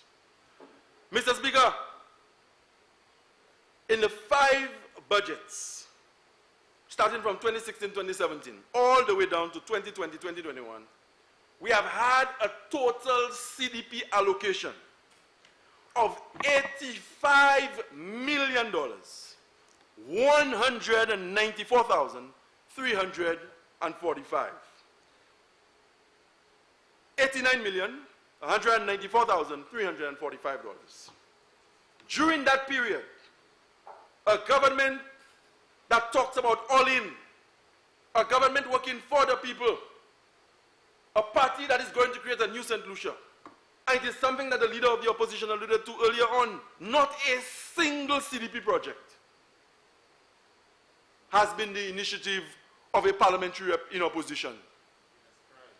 But the supporters walk into constituency, they identify projects, they preside over projects, and when you ask, just for information purposes, what is this happening over there? Disrespectfully tell you your party not in power. Don't ask questions. That's our turn. That's our party. You'll be there forever. Abuse your power. Mr. Speaker, we had done a lot of work under the CDP in the Denrinov constituency. Aba CDP, account ko gouvernement Taiwan, ka bay cette lisi l'argent pour faire petit projet community, Mr. Speaker. Nous tenons à faire un chai projet, mais pour 4 années, le gouvernement a décidé that puisse me monter pour l'élection, bay les bas, et pour me gagner, moi pas supposé jouer une pièce qualité assistance au gouvernement pour faire CDP project. So ça on a fait, c'est moun qui supportait le gouvernement flambeau, c'est eux qui a la constituency. C'est eux qui a marché puis moun technical. C'est eux qui a pris misi et c'est eux qui a décidé qui projet qui a fait. Et là on m'a dit une petite question, qui projet qui a allé là, yo ka dit ou pas gagner élection, parti ou pas un gouvernement, c'est les affaires parti ou pas de pièce question. This is what we have to put up against. We built concrete roads in Austin Hill, Upper Belmont, Lower Belmont, Daniel Riviere School Road, Olio Post Office Road, New Jack, road in Lower Grand Ravine, Upper Grand Ravine, footpath in Lapel, drainage in Apatat, drainage in Gardet, fencing the Gardet Daycare, the Daniel Riviere Pentecostal Church Road, the Philadelphia Church entrance access in Grand Riviere, Alemon Road phases 1 and 2 in Grand Riviere, Richmond New Village Road, footpath in Upper Olean, Lower Olean, and the Constituency Development Program allocation, Mr. Speaker, had impact in improving the lives of the people of the Mabuya Valley. But for 4 years, because I'm in opposition, I should not preside. And some of them are bold-faced enough to tell you, Mr. Speaker, that your party did not win, and therefore you cannot even engage them as technical officers. But that's only for a time, Mr. Speaker. That's only for a time. Elections are not far. Elections are not far. Some people, don't say anything, you got projects, more than some of us in government. Mr. Speaker, some of them have a tendency of not knowing which vehicle belongs to them after the votes have been counted. Only time will tell. Mr. Speaker, can I draw your attention to Head 43? Department of Infrastructure, and Energy. A total budget allocation, recurrent and capital combined, $151,300,300. Mr. Speaker, reconstruction and rehabilitation of roads. Everybody knows it as recon and rehab. $2.9 million. Mr. Speaker, I have a lot of road needs in the constituency. Based on the trend that this government has set, I do not expect to get much. But I owe it to the people of my constituency. Moi, je serve gouvernement, pas qu'il va me tellement assistance pour faire projet et puis l'autre ba en community. C'est le projet qui a fait la constituency d'Henry et qui a presque fini ce projet. Et que ça va projet. So, je ne peux pas expect pour jouer dans le chai. Les gens ont une responsabilité pour venir ici. Et puis pour 17 lycéens, 10 cas concept, 10 Mr. Speaker, qui ça, Jean constituency my bousin. Especially when you present a budget of approximately $1.7 billion.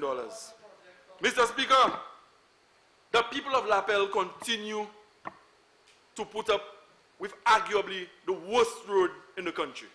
Jean Lapel constituency moi, ni on te plus vieux chimé en whole pays cette lycée.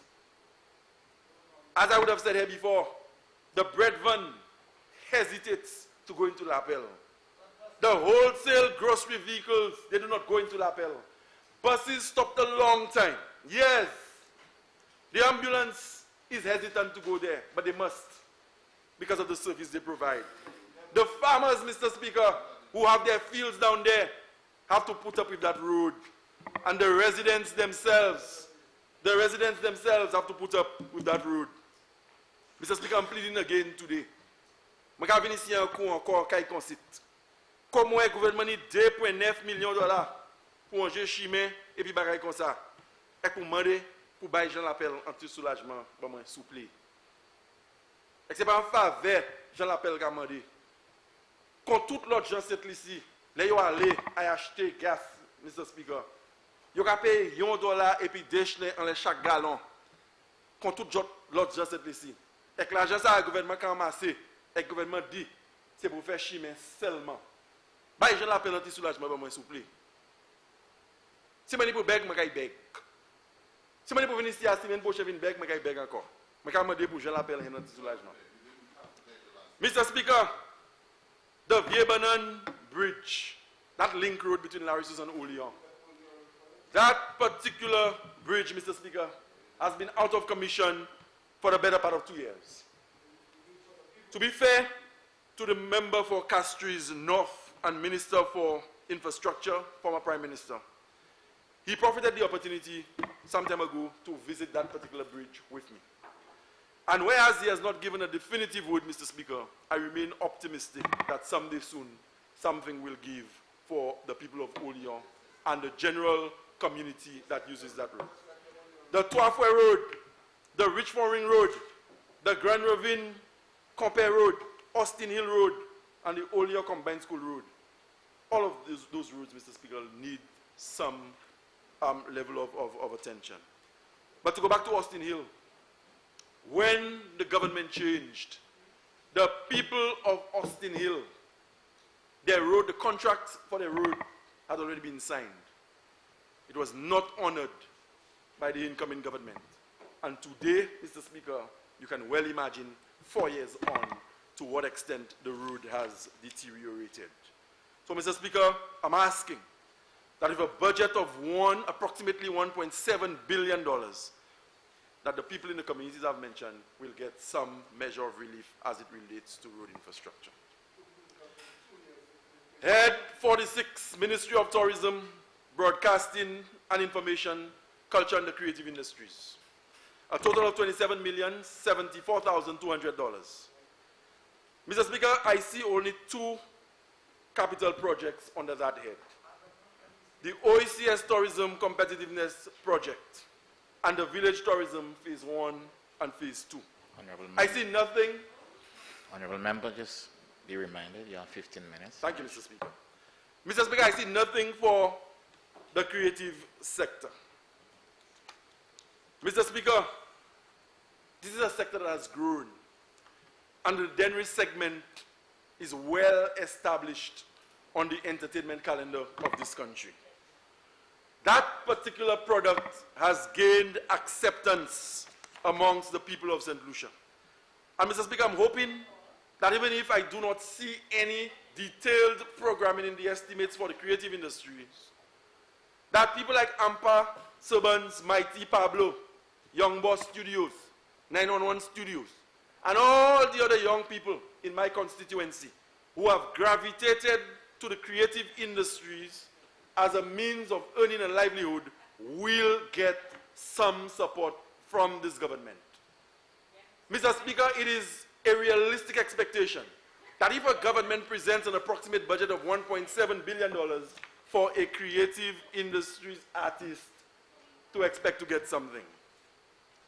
We have Kevin Gaston and Karim Stanley doing their own thing by way of theater arts. That too is picking up, and the potential for that kind of talent, Mr. Speaker, is something that we must encourage to blossom. The government embarked on some ambassadorial program. Not a single artist from my constituency was chosen. I do not want to speculate as to why this is the case, but my argument is simple. If you can use them when it is convenient for photo ops, give them genuine opportunities when you are doing the same for persons who have a tendency to be loyal to your politics. Not all, but some. Mr. Speaker, it was in this house last year I heard about the establishment of a studio in Lakai, the old police station. Maybe the studio has been created. Maybe they are recording songs already. I do not know. But Mr. Speaker, the people of the Mabuya Valley are not benefiting from that studio. And I suspect no studio has been built and no studio will be built. Mr. Speaker, Head 52, the Department of Education, Innovation and Gender Relations, with a total of $224,583,500.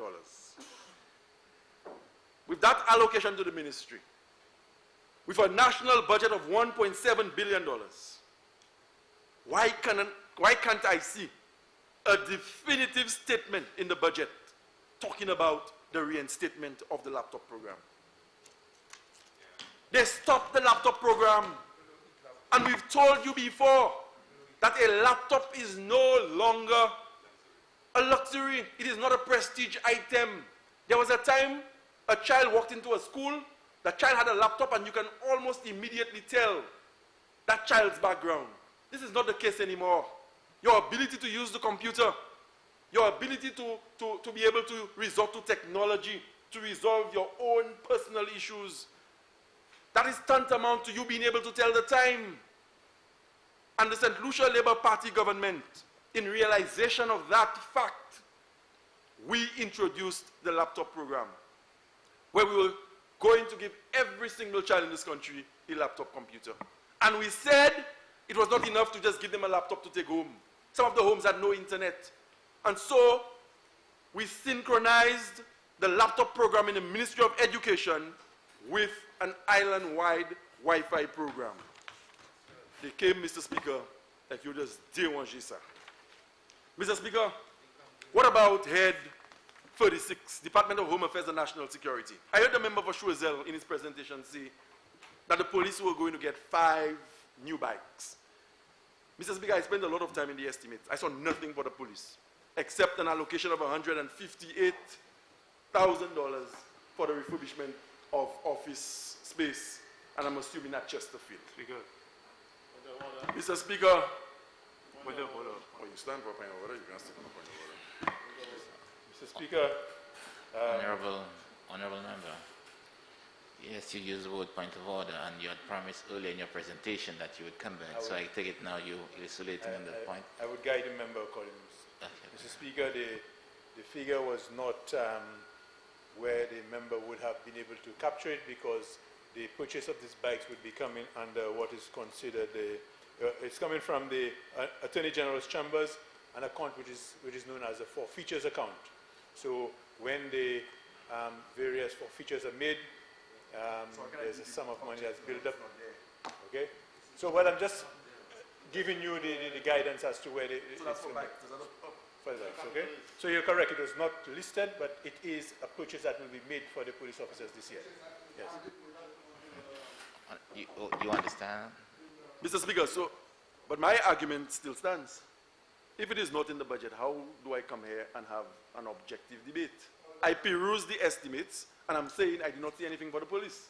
But he has since clarified where the money is coming from for the bikes. What about the other aspects of police operations? Mr. Speaker, the police have been on the front line for us. They have done an extremely good job for the people of St. Lucia. And we can never repay that debt of gratitude to the police officers, the fire officers, the correctional officers of this country. And at a time when a budget of almost $1.7 billion is being passed, Mr. Speaker, police and other frontline personnel have to entertain talk of possible salary cuts at a time when the rest of the world, they're looking for ways to compensate beyond what the frontline workers are accustomed to getting, as a way of saying thank you. Mr. Speaker, the Water Resources Department, which is part of the Agriculture Agency, in there I notice that mention was made of the Denrinoff Water Redevelopment Project. That amount, Mr. Speaker, I do not believe it is an amount that is supposed to take the project forward. But it merely reflects some of the monies that have been spent. I'm happy today, Mr. Speaker, that that project has almost come to an end. And I can never, on behalf of the people of Denrinoff, and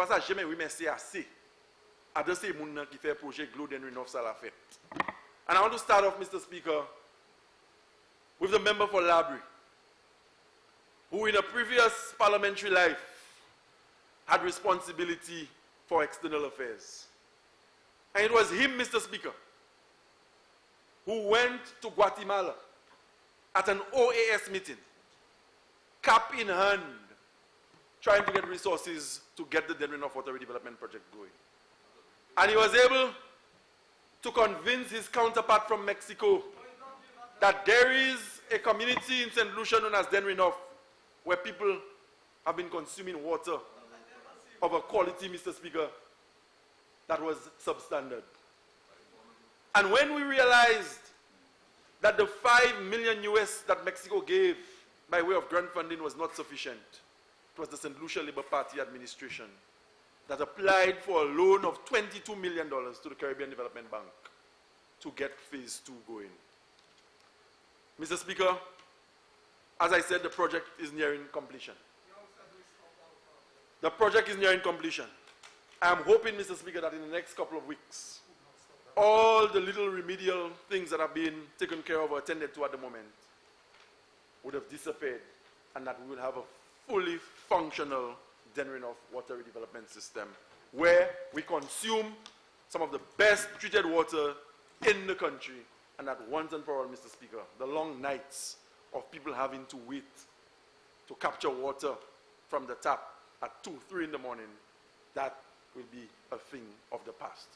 Mr. Speaker, I have absolutely no confidence in a government that has spent 4 years with nothing to show, that presenting a budget of approximately $1.7 billion, they will be able to turn this around for St. Lucia. They have found the perfect excuse in COVID. Everything is COVID related now. But you know what, Mr. Speaker? The people of St. Lucia will have their day. The people of St. Lucia will be called upon to preside and to make a decision. And I am absolutely certain, Mr. Speaker, that whenever they decide to go to the polls, they will return the St. Lucia Labour Party to the helm of governance in this country. Mr. Speaker, on behalf of the people of Dennery North, I want to thank you for your indulgence. And as I said, Mr. Speaker, I am hoping that the victimization that has characterized the past 4 years will be put to rest, at least for this financial year, and allow the people of Dennery North to enjoy what they rightfully deserve out of this $1.7 billion budget. Thank you, Mr. Speaker. Honorable Member Dennery North, a piece of advice: next time you come here to talk about Dennery segment, maybe to convince a member for Central Castries Central, you should give a demonstration of the. Go ahead. I noticed you were quite excited about this.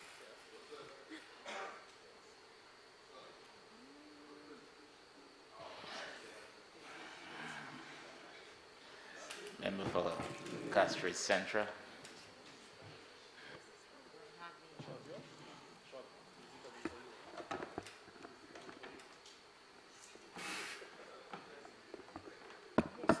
Musa, friend, so he sent you forward to take the links for him.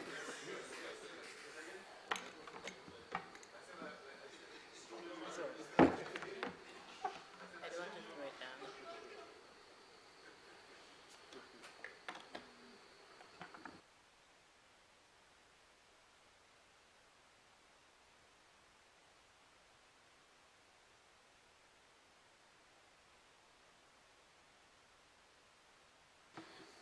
Mr. Speaker, I thank you for giving me the opportunity.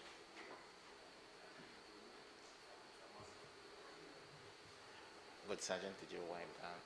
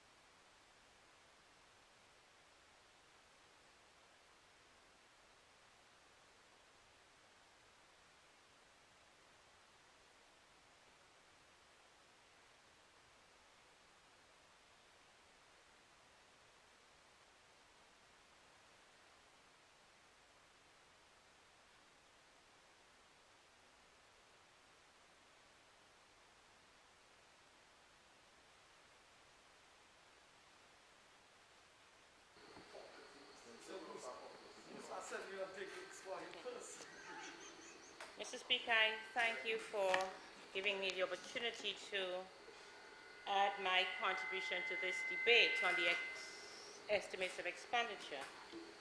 But first of all, Mr. Speaker, I would like to acknowledge and express appreciation for the excellent way yourself and your staff of Parliament, the excellent arrangements you have made to ensure that we are able to have this debate in more or less the usual fashion, but of course abiding by all the necessary protocols. And I wanted to place my appreciation on record for these very appropriate arrangements. So thank you, Mr. Speaker, again. Mr. Speaker, we are certainly living in unprecedented times. This is historic in all of our lifetimes, that we are faced with this unprecedented, unexpected, inexplicable situation of COVID-19 that has descended upon the world. It's as though, Mr. Speaker, the world has been brought into a great silence. And certainly this marks a time in history where for generations we will be using this as a reference point, just as we say before or after the First World War when we're referring to some event, or we say before, after the Great Depression, when we're referring to another event, or indeed before, after the Second World War. We will be saying before, after COVID-19, because this has descended upon the entire world and thrown us all into bewilderment. We are still trying to understand what is happening. And we're doing that from a point of view of a global outlook, from the point of view of nations, individual nations and regions, as communities, as families, and as individuals. Indeed, Mr. Speaker, not just the world has been brought into a great silence and forced to stop and retreat and think as a global community. As communities, we're forced to do that. And as individuals, we are gagged. We are physically gagged into silence. We're all quarantined. We're all isolated. It's not just the fact that countries have isolated themselves. It's the fact that as individuals, we have been forced into isolation of our persons. And so, Mr. Speaker, this calls for so much introspection, whether we like it or not. This mandatory silence forces us to go into ourselves and to open chambers that perhaps have been closed for years within our own lives. As I walked in yesterday to this meeting, to this very august assembly, one of the reporters asked, well, what do you think about, or what do you have to say about the number of persons or the fact that there are more reported cases of abuse? I had a situation in my constituency where I tried to access the women's shelter for a constituent, and it's full. And so, Mr. Speaker, we are seeing even indirect consequences of what has descended upon us. That perhaps persons who didn't spend much time at home, families are finding it intolerable or difficult or quite a challenge to spend time together, which they probably hadn't done before. Husbands or partners or spouses spending more time at home, and more quarrels probably. People having to tolerate living in a closed space, overcrowded. Children at home probably making a lot of noise and asking for more attention than usual. Parents frustrated. So we're seeing a lot of the effects of COVID. So, Mr. Speaker, this is a time when we confidently, nonetheless, present the estimates of expenditure. Time when the Prime Minister and the Ministry of Finance have worked so hard to find the sources of revenue where they might be found. We know that we're expecting in the first quarter our revenues to decrease substantially. And this is what will happen the world over. It's what is happening. But the work has to continue. We gave an undertaking to the people of St. Lucia to build a new St. Lucia, and we will continue to do that. We know that in coming to present these estimates, that's what they are. They are estimates. And that's what they've always been. We estimate and we project the revenue that we will generate, whether it be through direct revenue, through taxation, through grants and contributions. We estimate that, and we estimate the expenditure that we are likely to expend so that we can roll out the programs for our people. And more so than ever, what we present are estimates. That's what they are. But, Mr. Speaker, we can't sit back and wait for COVID to pass. We don't even know what the virus is doing. Of course, I must say that the Ministry of Health, led by the Minister of Health, the Chief Medical Officer, and all of the staff, the frontline workers, persons have worked really hard and really proven the substance that our civil service is made of, people who work hard. And with the cooperation, of course, of the people of St. Lucia, including Her Majesty's loyal opposition, St. Lucia has been able to set protocols, and by and large, people have cooperated and collaborated. And we think and we believe that we are doing what needs to be done to keep this under control. The truth is, Mr. Speaker, we are still understanding this virus. And even if there were to be, by the grace of the Almighty God, of course, if there were to be a vaccine found, when will it reach us? Will we trust it? So many uncertainties. But yet still, most important thing for the government, as we have said, is the preservation of life and the safety and good health of our citizens. And if we are to preserve life and health, we must generate economic activity. We must be able to keep our health structures and systems functioning. We must be able to keep doing the testing we have to do. We must be able to provide the kind of health support and services that we need should this virus decide to manifest itself in a heightened way. So we come here with confidence, and I must thank the Ministry of Finance, all of the staff there who've worked so hard to find money wherever it can be found, or to find sources of money, to come up with ideas and plans as to how we can generate. And that involves sacrifices. It involves sacrifice. Because we are planning for an uncertain future. And as the member for Soufrière said so very well, we need to have contingencies. We need to prepare for the unlikely event that this thing can mushroom and can redouble and come back at us.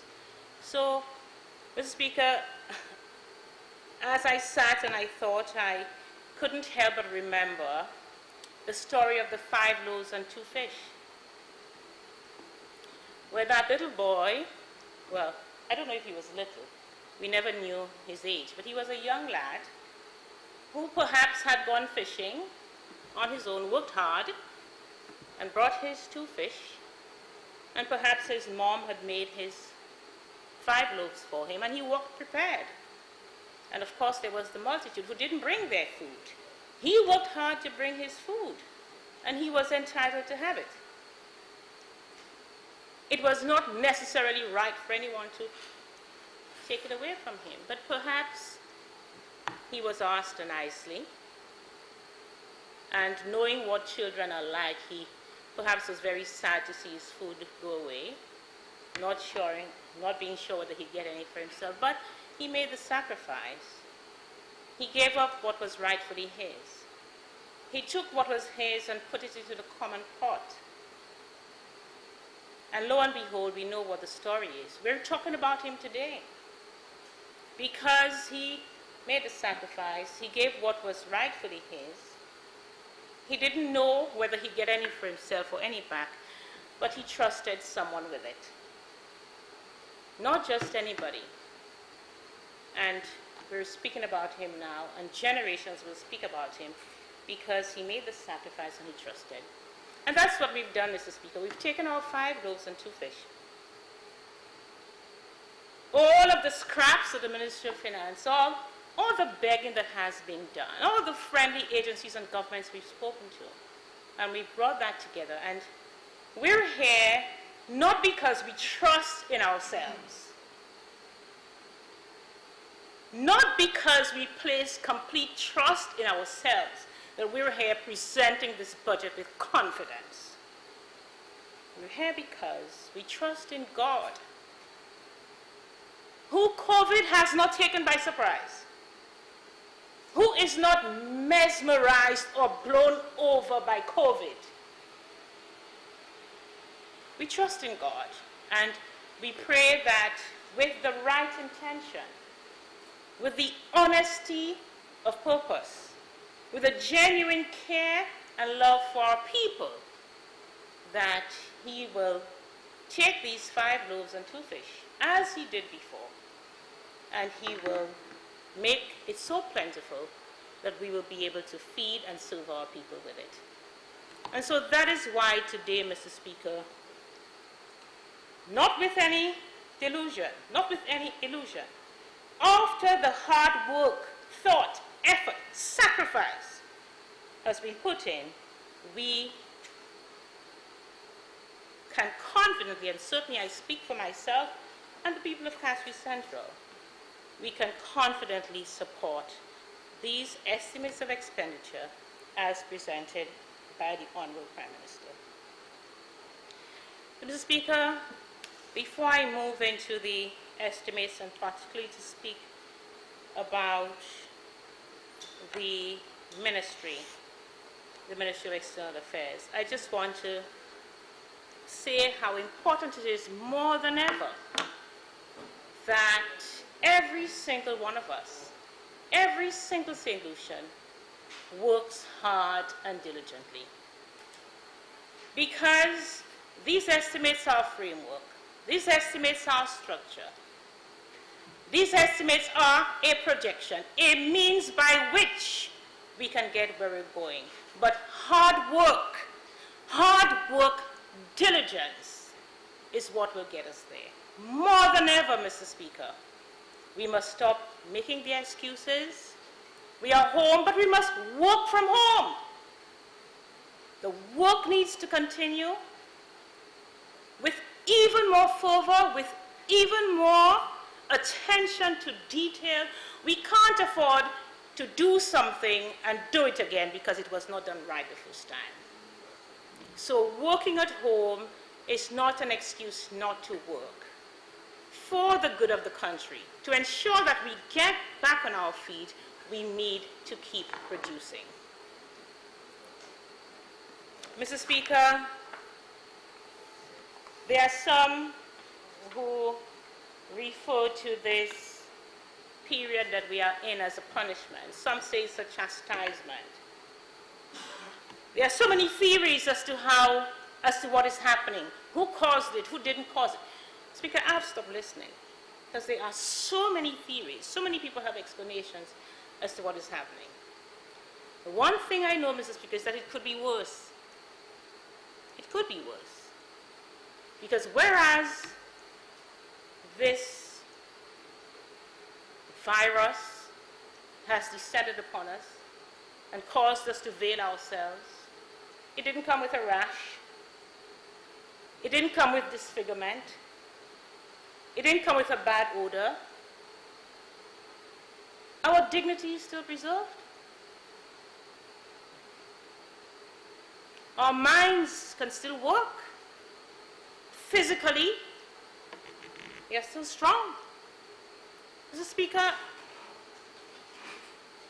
it didn't escape my attention, though, that children, normally most vulnerable,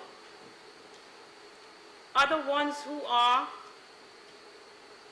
least likely to be adversely affected by this virus, unless, of course, there's a pre-existing condition. And as I've been behind my own gag and in my own silence, I can't help but think that this really reiterates the call for us to become like children. Become like little children. Call for us to listen more, to speak less, and think more deeply, to observe things, to look at things with a closer spiritual eye, probably. And as we walk in our isolation, to remember that we're never isolated because we're always with God. The one person who has the answer to all of this. I sent my constituents a message, Mr. Speaker. I have not had a chance to speak with them or to address them on this matter collectively. But in those parcels that we're still giving out, Mr. Speaker, we've probably given out over 400 parcels. I'm not speaking of the NEMO parcels. We did our own parcels that we were giving out. And I put a little message in each one of them, just reminding them not to be afraid. Because if we practice the right protocols, as the Ministry of Health has so clearly outlined for us,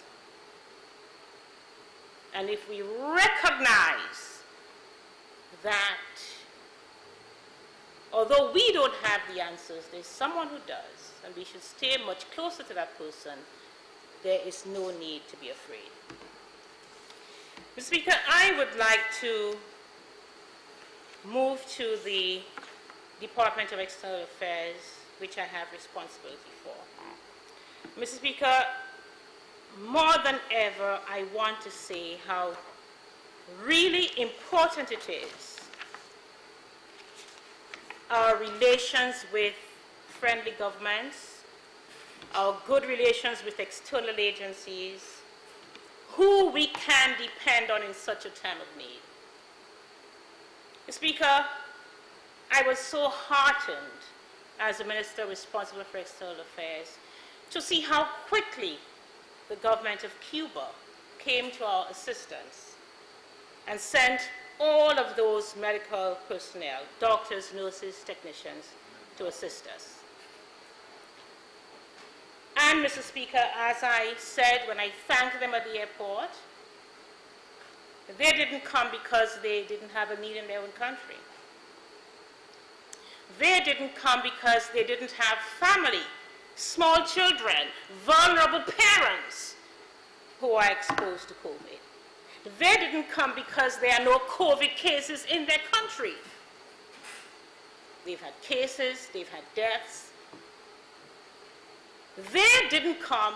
The nurses and frontline staff, and I'm speaking also of our own staff, are not working because they themselves are not vulnerable. Some of the nurses and doctors working themselves have pre-existing conditions. Some of the frontline workers, their families themselves have pre-existing conditions.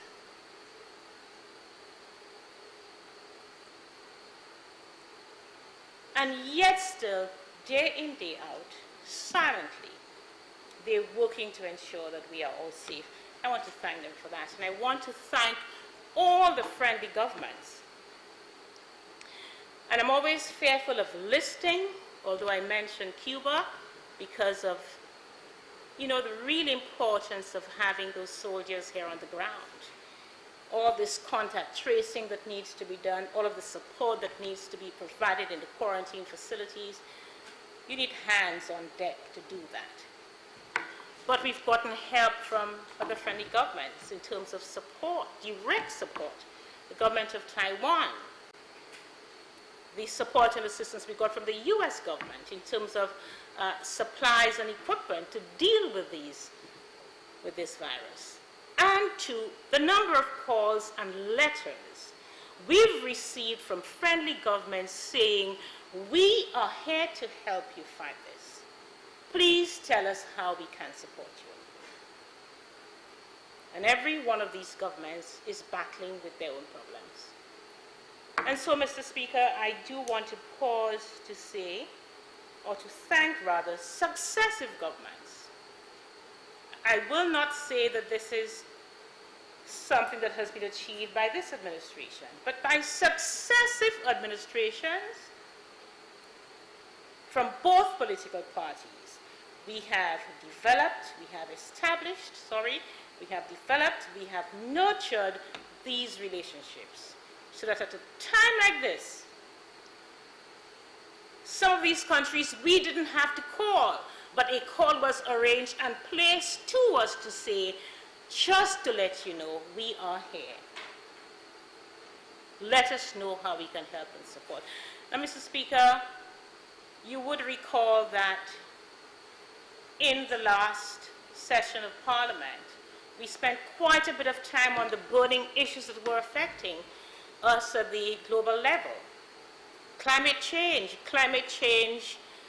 was the subject matter of every conference, every discussion, every bilateral discussion. In fact, quite a lot of the agreements and grant funding, the Department of External Affairs led the negotiations, had to do with providing support for climate change, which still is a big matter and a big issue.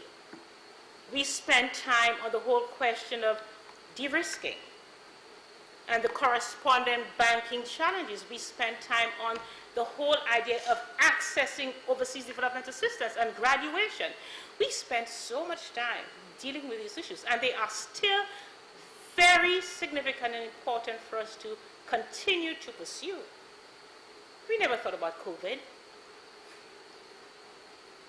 And yet still, we have had to divert our attention from climate change, albeit temporarily, for a short while, from de-risking, from accessing ODA, which is linked in any event to fighting COVID. Because if we can't get grant funding, then how can we address any of the fallout that's going to happen as a result of the predicament that we are in? I'm making this point to say, to highlight, if it were not already obvious and blatantly obvious to all, the fundamental importance of health. We've had to put everything aside, climate change included, to say we are stopping everything. Nothing is more important than protecting health and life. You have no health, if you have no life, you have nothing. And so, Speaker, this is a salutary lesson for us, the importance of health and social services. Because there will be a further fallout from COVID, which is not related directly to the economy. It will be about the mental health and wellness of people affected by COVID. That in and of itself will require specific and direct intervention, which should start as of now. So, Mr. Speaker, that was an aside. So I premised what I just said by saying how grateful we are to successive governments on both sides of the House for the good relations, the good diplomatic relations that St. Lucia has established, strengthened, and deepened over the years. That today, our friends know who we are. Our friends know what to expect from us. Our friends can trust us. Agencies can lend us money because we have had a good reputation in the international community. Speaker, it's so easy to build a structure. It's so easy to build a structure. Sometimes we think it's difficult to build structures, but building a structure is the easiest thing. You have a plan, you get a good engineer, you get a good architect. You don't do what was done in St. Jude. That was not a good example prior. But building a structure is a technical thing. Get the right people, get the plan, do it right. You can build a nice home, but can you furnish it? You can build a nice home, but can you furnish that home? Sorry, you can build a nice house, but can you furnish it? You can build a nice house, but can you build a home inside the house? Can you turn the house into a home?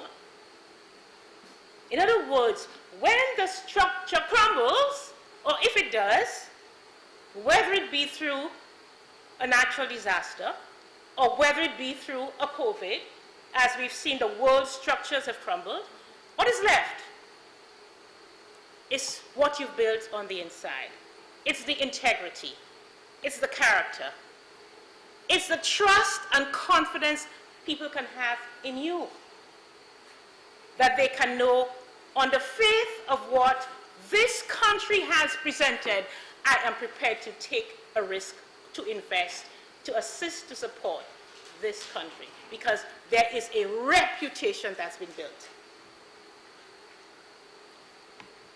And Mr. Speaker, I think that by the grace of God, we can say that successive governments we haven't done everything right.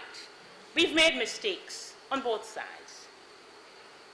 But this is something that we have as St. Lucians that we can continue to build on. We have a name, we have a reputation for ourselves, and we must continue to build on it. Speaker, very often when I represented St. Lucia in those various meetings, and we spoke about climate change, and we spoke about building strong infrastructure, strong roads and bridges, and putting our electricity wires underground, building strong, building resilient houses. It can't be blown away. I often reminded about the ship Titanic, that, of course, the story is well known. The biggest ship, water would never go through it. We know what happened on its first voyage. And we saw what happened with Irma and Maria, and how our sister island of Dominica and the Bahamas were devastated, some of the islands of the Bahamas. And what was left was the people. When structures break down, people remain. And so I always spoke about building human resilience, because we can build strong, but we don't know what disaster is coming. If we have people with strength of character, integrity, strong work ethic, we can always build back. And this is what I believe COVID, at the end of it all, if we weather this with the right attitude, we will come out in a stronger way and be able to build even better. I say to my children, Mr. Speaker, and I've said to young people here, if we can come out of this safe and well, the young people of this generation would have learned some lessons, would have built some character through sacrifice, understanding suffering, that will last them a lifetime. And so, Mr. Speaker, in this budget is a time for opportunity. It's a time to take on the challenge, to seize the opportunities, and to continue to build St. Lucia. And that is what our theme is. You will note, Mr. Speaker, in the estimates of expenditure that the Department of External Affairs was allocated a budget in a total sum of $30.3 million. And this comprises of recurrent expenditure of 29.006 plus a capital expenditure of 1.3. I want to point out, as I believe I did on the last occasion where we presented estimates to this Honorable House, the capital expenditure there really is the donation that the Taiwan government makes to the St. Lucia government to operate the St. Lucia mission in Taiwan. So I believe in prior years it was listed as recurrent expenditure, but from last year the decision was made by the Ministry of Finance to place this item under capital. So that is what this item is. And you will note, Mr. Speaker, that there is an increase of $2.6 million in our recurrent expenditure. These figures inter alia are related to the salary increase from government negotiations, the recruitment for the post of the Consul General in New York, which we appointed, we effected in January 2020, a proposed recruitment of a trade negotiator in London. This is really important for us post-Brexit, and there were a number of rare items that we had to deal with under grants and contributions to certain international organizations, as well as increases in grants and contributions to the CARICOM and the OECS, as well as some other international organizations. Mr. Speaker, I do want to pause to say how very, very pleased and proud I am of the work that our foreign missions and consulates have been doing. Speaker, I believe that this government has appointed an excellent crop of high commissioners, ambassadors, and consul generals. and they have been doing an amazing job in ensuring that St. Lucia is not only well represented in the international organizations, but they have been really working very hard to get lots of help and support down here to St. Lucia. And this has covered every single sector of the economy. And Mr. Speaker, there is always a problem when you start to list things that you leave some things out, and persons feel that because they were not mentioned, their work is not valued. So I just want to point out quickly some of what has been done. This is not a full listing, and so I do not want it to be misinterpreted as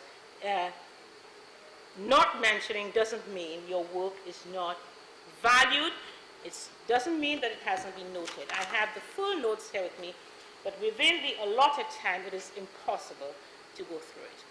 I also want to say how very pleased and appreciative I am of the staff at the Department of External Affairs, because we are the ones here at Capitol who support our missions.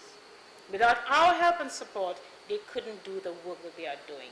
I want to say a very big thank you as well to all of the resident ambassadors who live here, who represent their own countries. They've been with us here, they've worked closely, and their efforts have assisted substantially in mobilizing a lot of the support we have been able to receive in quick time. Without this, we would not have managed. We would not have been able to manage this disaster in the way that it has been done. So we want to tell them how very, very grateful we are. And Mr. Speaker, they have done so quietly, unassumingly. They've not ever asked for any big fanfare of any sort. They have just been doing their work. They've been on point. They've been as though sitting by their telephones waiting for a call to see what can be done. And we really, really, really want to thank them. Mr. Speaker, we, as you know, early on in the year, had a visit of the U.S. naval ship. And that was our office in Washington worked really hard to make sure that happened. We know the number of St. Lucians who were able to visit that ship and all of the health care that they received with very, very good feedback. We've gotten, through the help of our missions, assistance with medical equipment for Victoria Hospital. We've got grant funding and loan, interest-free loan funding for our climate change programs, support for the education sector. I know recently there was a grant funding. I know it at least has been approved for ICT of $1 million in the educational sector. I know that our Washington mission was very much involved in this. We've gotten support through agriculture, health, fire service, in terms of the donation of fire trucks, in water resource management, and the many scholarships, Mr. Speaker, many scholarships and training opportunities that we've been able to secure from friendly governments. What I would like to see done in this financial year, because we get many of these offers, but what we have not been able to do is to manage them as well as we need to be managing. And that involves the cooperation of all the agencies. Sometimes, Mr. Speaker, we take a scholarship just because we're offered, but that may not be the scholarship we really need. So it is important, Mr. Speaker, to get ahead of our game so that we can guide, direct the kind of help and support that we need, and not just accept what is given to us. Sorry, Mr. Speaker. Mr. Speaker, you would recall that we have been able to establish diplomatic relations with at least 8 additional countries this year, including 4 African countries. I believe that you would be aware that the government of Kenya offered the CARICOM space in Kenya to have a mission there, and St. Lucia was one of the countries who accepted. The intention was to have an ACP CARICOM meeting, the first of its kind, in Kenya this year, and that would be back-to-back with the Commonwealth Heads of Government meeting, but of course that has had to be postponed. Mr. Speaker, additionally, we have strengthened and deepened relations with a number of governments that we already had diplomatic relations with, either in the form of signing new MOUs, new agreements for technical assistance, and that's namely Norway, Ireland, Italy, the UAE, Germany, Estonia, and India. Mr. Speaker, St. Lucia continues to lead the outreach and advocacy with the Department of Homeland Security for the inclusion of St. Lucia on the H2 visa program list of eligible countries, which will ultimately result in the provision of employment opportunities, agricultural and non-agricultural, for nationals in the USA. Mr. Speaker, St. Lucia finally ratified the Convention on the Rights of Persons with Disabilities. That had been outstanding, and successive governments had promised to ratify it. And I guess there was the reluctance that governments felt if they ratified it, perhaps it would create obligations that governments were not in a position to meet. For example, the fear was that it might create an obligation immediately to provide disability access to all buildings, such as this parliament. And there was perhaps a reluctance to do that, but I want to thank the Ministry of Equity. And in discussions, of course, with the National Council of and for Persons with Disabilities, we understood that ratifying this convention did not necessarily mean that there would not be a collaborative approach with government and the stakeholders, namely persons with disabilities. And in fact, ratifying the convention gives them access to relate and to speak with other agencies, enter into agreements so that they can get the funding that they need. So we were very pleased to finally not just speak about our support and commitment to the rights of persons with disabilities, but we were able to put our money where our mouth is. And so the convention has been signed. Mr. Speaker, you would be aware that we have been able to facilitate the establishment of a visa biometrics collection office in St. Lucia for travel to Canada. This was something that we had written the Canadian government about because we felt that that was something that they could favorably consider, given our long-standing relationship with Canada, and of course the fact that at one time, St. Lucia enjoyed visa-free travel with Canada. We continue to have that discussion with them on the reinstatement of visa-free travel because we believe that that is something that should be considered. Mr. Speaker, in addition to that, we have successfully established visa waiver agreements with Chile, Serbia, and Kosovo is currently being finalized.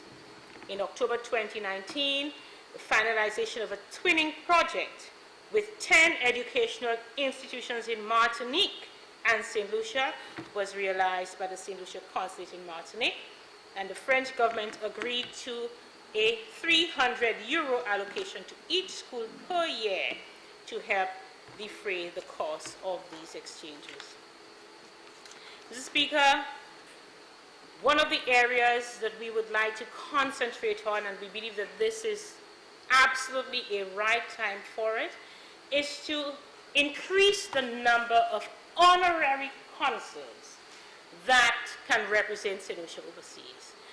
The honorary consuls work differently from ambassadors at high commissions and differently from the consuls general that St. Lucia appoints and pays for. An honorary consul basically is someone of good repute, someone who can lobby for St. Lucia, someone who can bring investment to St. Lucia, someone who can well represent St. Lucia's interests overseas, and can also assist St. Lucians who live in their country, who the St. Lucian government may identify to serve as an honorary consul. Normally, We don't pay any monies to this person. Normally that person would fund an office by himself or herself. So it is a very cost-effective way, providing there is a good candidate, of securing help, representation, advocacy, and help for St. Lucia.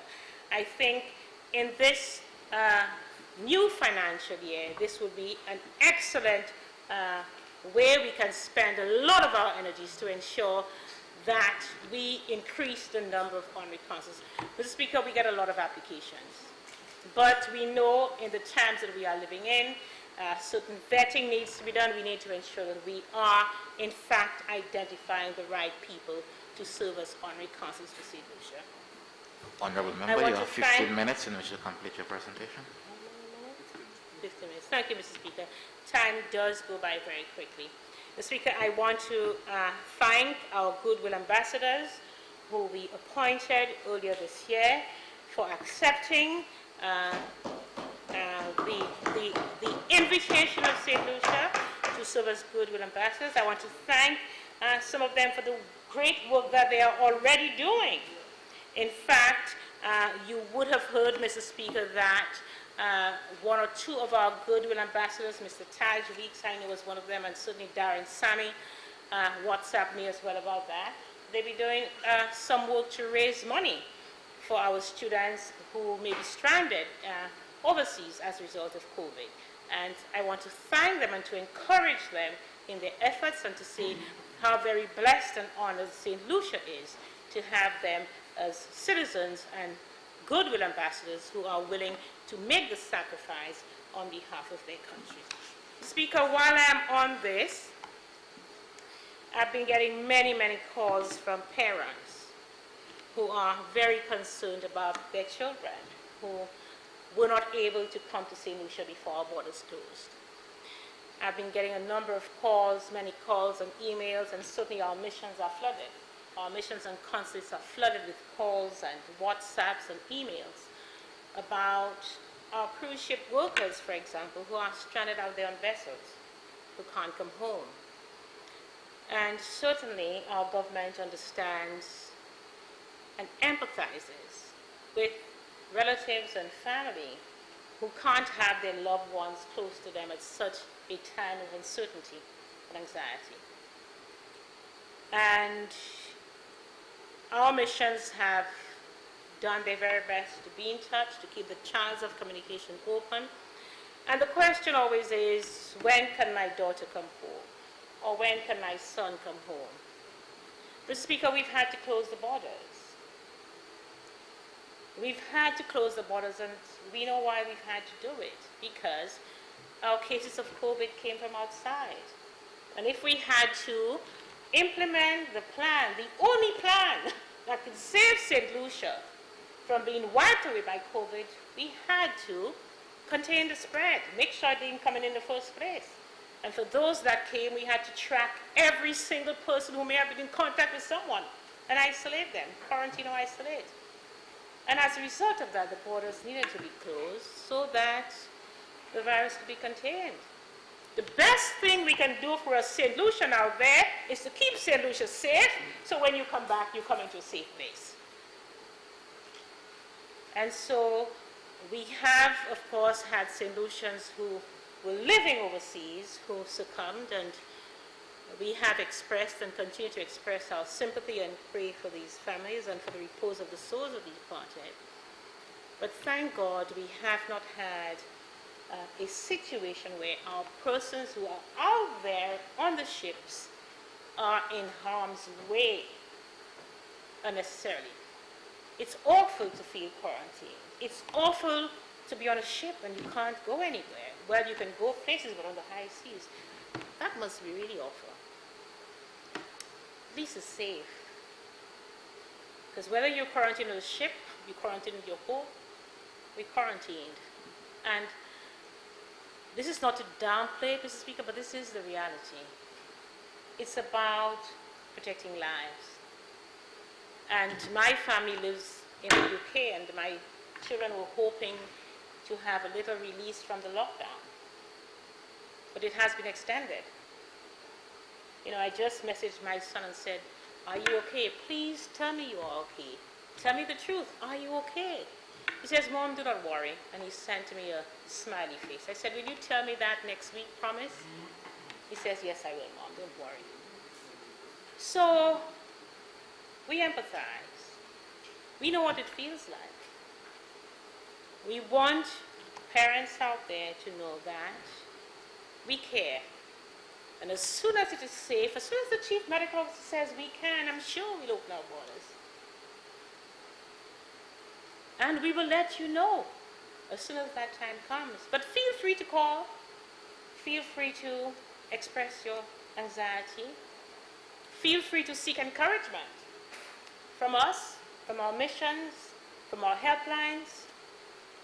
We are happy to do that. We're all in this together. Mr. Speaker, I want to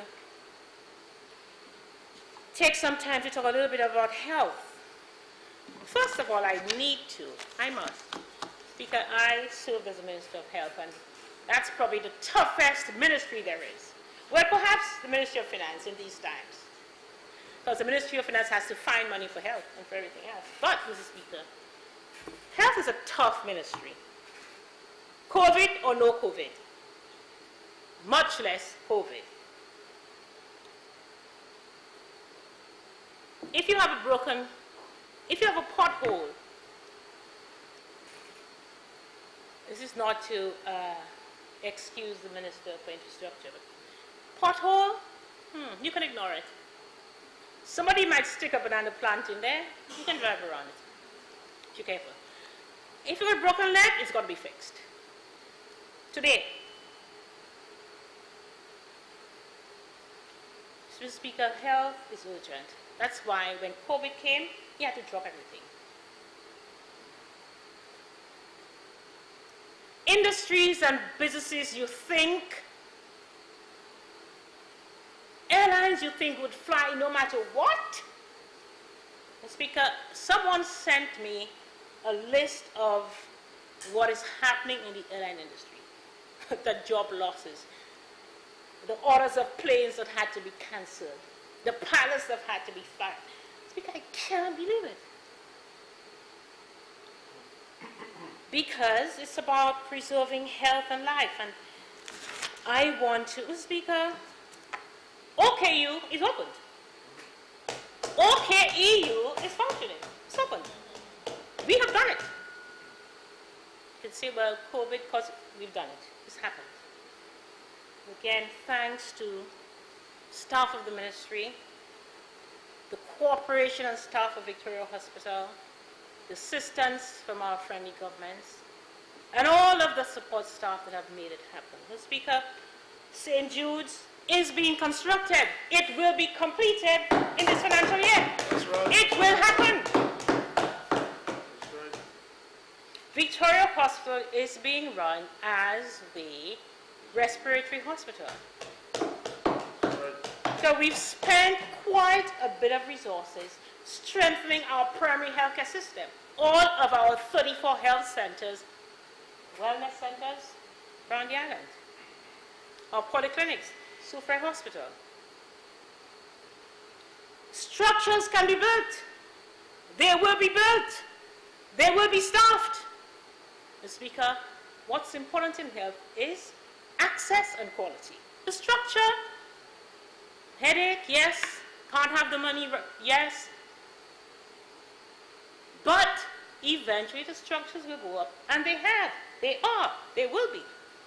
But it's about access, and Mr. Speaker, I am assured, I'm gratified, I'm encouraged to see that in these estimates, we have provision via the World Bank to ensure that in this financial year, the national health insurance will become a reality. Because unless people have access, we can have the MRI, we can have the CT scan, we can have the new dialysis machines. People must be able to pay. There must be access. And as a member of Parliament, Speaker, I've had to have an open account at a pharmacy in my constituency. I've had to have an open account there because people WhatsApp all the time with prescriptions. They need to have an ultrasound done to find out what is the problem, not even to treat it, to find out what the problem is, but they can't pay. And so, Mr. Speaker, that is such an essential part of health. And then quality. Mr. Speaker, what COVID has shown us is that the strongest part of our health system are the people who work in it. The most valuable asset we have in this health service are the people who work in it. And Mr. Speaker, I need not call them out. We have seen what has been able to happen and how our healthcare workers have risen to the occasion and continue to do it day in, day out. Mr. Speaker, it's time for us, and we have done it with the OKEU, and we will do it with St. Jude, to free up the health workers who are at the stadium. Because in as much as people are resilient, in as much as people give of themselves, a worker needs his tools to work with. Environment, equipment, atmosphere. This is so important so that our workers can do the job that they're meant to do. Speaker, I will move on to my constituency because very soon I will be told. But let me not forget the social workers. Social workers are frontline workers in this work we do as well. Because with all of the increase in the mental health issues that are rising now and will continue for years afterwards and will be related back to COVID, they are frontline workers. And in our last estimates, we increased the number. I can't remember by how many. The minister will tell us when he does his speech, but we need to continue doing that because families need support, and those very frontline workers need the support of counselors and social workers to help them cope, to go back on the job, and to help their families. Mr. Speaker, I believe I'm now down to about 5 minutes. I hope not. Yes, you are. I have literally 5 minutes. Mr. Speaker, I remember June 6, 2016, where people of Central Fisheries did not accidentally find themselves in the polling stations.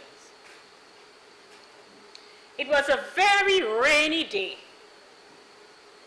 and people could have stayed home. The people who found themselves in the polling stations and put that X by my name made a conscious decision to vote for me. That's not an accident. They made a calculated decision to support Sarah Flood-Beaubrant as the Member of Parliament for Castle Central. Yes, Sarah Flood-Beaubrant. My name was on the ballot box, wasn't it there? Or my picture, something was there. They voted for me. Absolutely. Don't forget I've run on this side too, huh? They voted for me, Mr. Speaker. And of course, I'm proud to represent the United Workers' Party. Of course, that was a factor to be considered as well. So I don't discount that. Mr. Speaker, and I work every day. I work every day. And I pray God to give me the grace to work every day to continue to earn the trust of the people. Mr. Speaker, and you will soon tell me that my time is done. And I would have liked to say all of the wonderful things I'd like to do for the people of Castle Central.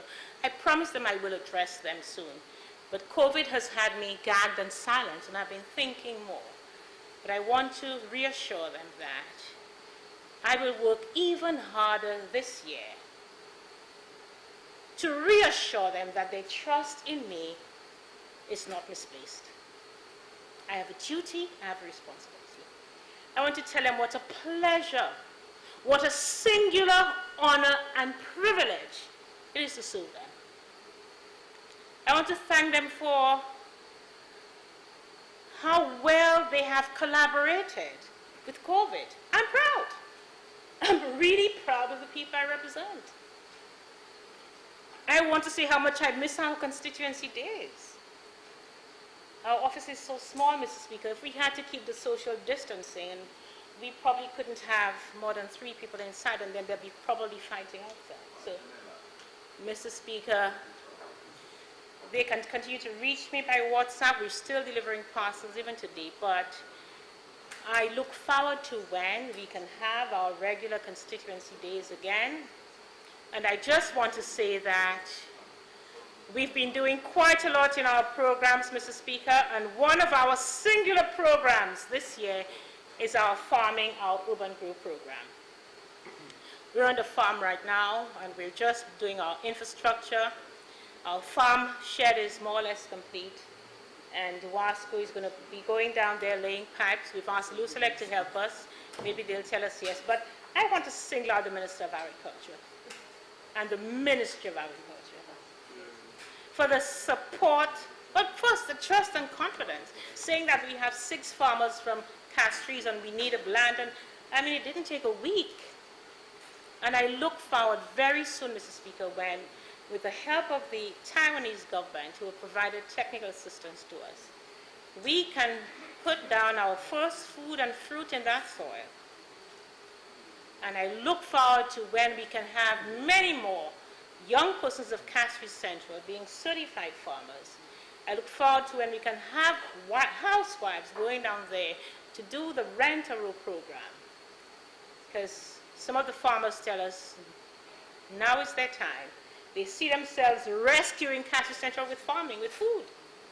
And we are very excited about it. The Ministry of Planning has also been very, very helpful to us, Mr. Speaker, in this. And I am hoping for the next 2 to 3 weeks, when we formally open that program, that 3 months thereafter, we can reap a bountiful harvest. Mr. Speaker, in terms of what is coming, if God blesses us, as I hope He will, and we're able to roll out the programs we have, I would really like to see an emphasis in housing in my constituency. Mr. Speaker, with all the interventions we've done, and we have 16 programs to deal with young people, to deal with older persons, Mr. Speaker, I'm convinced it starts with housing. Mr. Speaker, you want to help somebody, you want to assist them, but they don't have a place to live. They don't have a decent place to live. You almost can't do any work in personal development with them.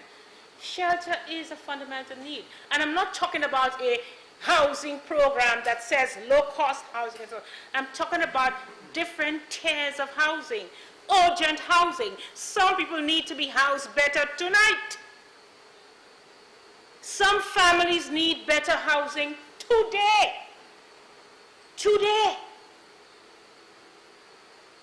And so we're looking very closely at establishing a housing program in Castries Central that I hope will be a model that will provide urgent housing, that will provide short-term housing, that will provide temporary housing, that will provide medium-term housing, and low-cost housing. Of course, this has to be developed as a comprehensive program to be spread over a period of time. So, Mr. Speaker, if I may, and I do not like to speak about things I've not heard for myself, and I've heard about the Denry segment. Since you prompted me, Mr. Speaker, I trust you will give me the latitude to deal with it. Mr. Speaker, I've heard about Denry segment. I must say that I have not heard the music myself, and I hate to pass, to give an opinion on something I've not heard myself, but certainly I've had members of my constituency ask, but how come I've been in music for so long on Denry's segment? I just want to make sure that whatever we promote really transmits the values of our country. I'm not saying yea or nay to Denry's segment. I haven't heard, I haven't listened. But I think we've got to be very careful, Mr. Speaker, that whatever we promote, especially with taxpayers' money, that it really promotes the values of our country. And I note that you're about to stop me speaking, Mr. Speaker. Is that it? I just want, again, my reflections. Mr. Speaker, and perhaps that's linked to Denry's segment, I don't know. Speaker, I'm told, Mr. Speaker, that we had the biggest carnival. I hear we had the biggest carnival. Just my quiet reflections. Okay, we had the biggest carnival. We've moved from the biggest carnival to no carnival. That was a hard decision, by the way. I'm told we probably had the most naked carnival. We've moved from a naked carnival to now being veiled, to now being draped, to now having to cover our mouths. Mr. Speaker, I'm told that the seamstresses who sewed the carnival costumes to expose the nakedness are now sewing masks to veil parts of our body that should be naturally exposed. Mr. Speaker, our God does have a sense of humor. I thank you, Mr. Speaker.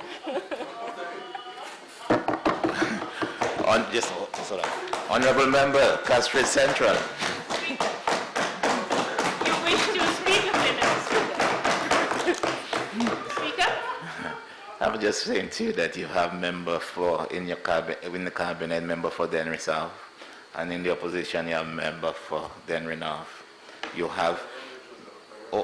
They are well able to represent themselves in their constituencies. I'll speak for Castries Central, where carnival is held for the most part. Thank you, Mrs. Speaker.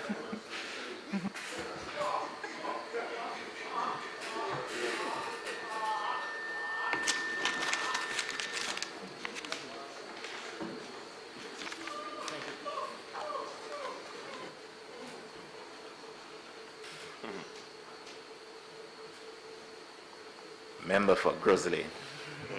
Grosley segment.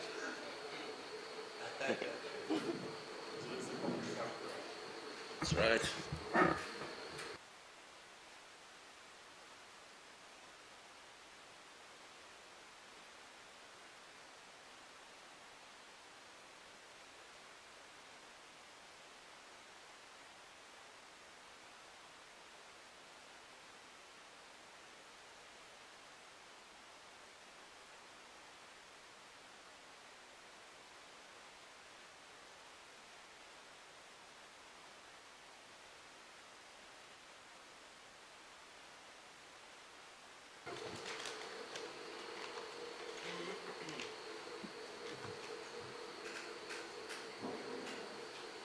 Thank you, Mr. Speaker.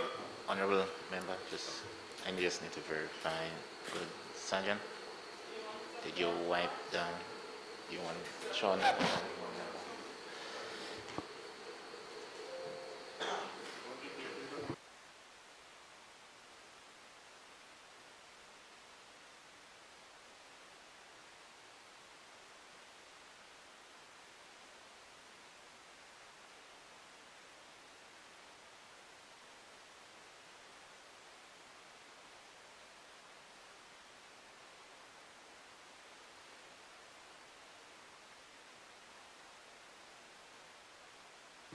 Honourable members, whilst the good sergeant is preparing, it is the intention for us to, it is the intention to take a break at 7. Very well. Hoping to end the night at about 10 o'clock, 10 p.m.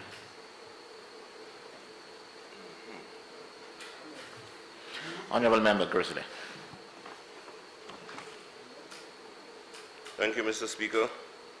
Honourable members, let me say once again, it is for me a great honor, and I will forever be thankful for the good graces of the constituents of Grosley,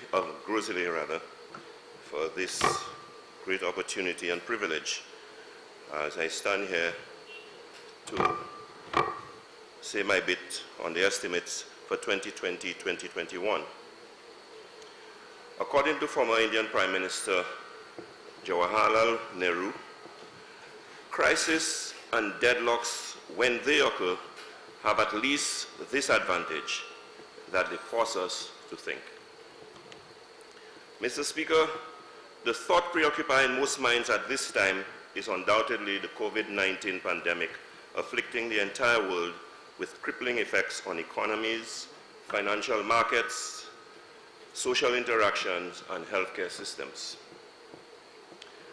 While this current global predicament cannot be overstated, I will not attempt to delve into its various debilitating impacts on everyday living, but leave that to those more infinitely qualified to do so. I must, however, place some focus on some of the social implications of the advent of this coronavirus and the responses proposed and implemented thus far.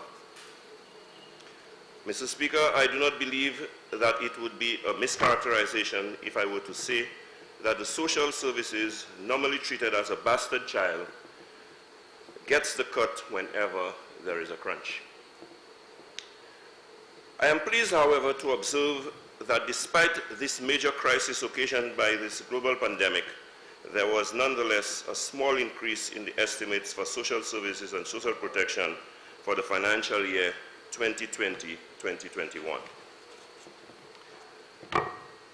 In 2018-2019, we received a purse of some $64.4 million. 2019-2020, it was $70.4 million. And this year, it has increased once again, incrementally, to $71.8 million. Mr. Speaker, permit me to give an overview of how this expenditure is broken down for the year 2020-2021. I will start with our programs. In the case of administration, $5.5 million was allocated. And when I talk of administration, I talk about the running of the ministry. For community development services, we received $42 million, with $40 million being allocated for operating expenses and $2.2 million for capital expenses. Correction and rehabilitation, $2.6 million. Elder care, $1.6 million. Family and child care, $2.5 million. Social and economic support services, $17.6 million, giving you a total budget ceiling of $17.6 million. $71.8 million, with operating expenses amounting to $69.6 million, while capital expenses amounting to $2.2 million, giving you the roughly $71.8 million. In the case of projects, to give you an overview of how the estimates are broken down for the social services, we have the Community After School Program, CASP, and might I add, Mr. Speaker, this is a program that I am extremely proud of. This is a program that began under my watch in a previous tenure, and I'm happy to see that it is not just still alive, but growing and serving a very vital role in our community, especially as it relates to providing for the poor and more vulnerable in our society. For this project, there is an allocation of $403,000 for St. Lucia Human Capital Resilience Project, and that is a project that we are getting some assistance from the World Bank to conduct. We have a budget of $5.2 million. The home care program, Mr. Speaker, that the opposition like to refer to as NICE, that they told you that was discontinued, that is very much alive and well and growing. The home care program, Mr. Speaker, this year received $7.4 million. The Youth Empowerment for Life project, the YEP project, which is a project, again, being financed by the World Bank, a project that is concentrated in the Castries Basin. An allocation of $3.1 million has been made available for this year. With the BNTF 9th program, that is a program that provides small projects throughout the communities, financed in the most part by the Caribbean Development Bank with counterpart funding of about 5% from the government of St. Lucia, there is an allocation of $2.2 million. The total project expenditure, that's the total recurrent project expenditure for this year, is $16.1 million, and the total capital project expenditure is the $2.2 million that I mentioned under the BNTF 9th program. This gives us a total overall project expenditure of $18.3 million, Mr. Speaker, that will all told give you the $71.8 million that I spoke of. Mr. Speaker, in the past year, the Social Transformation Unit had some key achievements and successes. And of course, I would like to mention briefly some of them.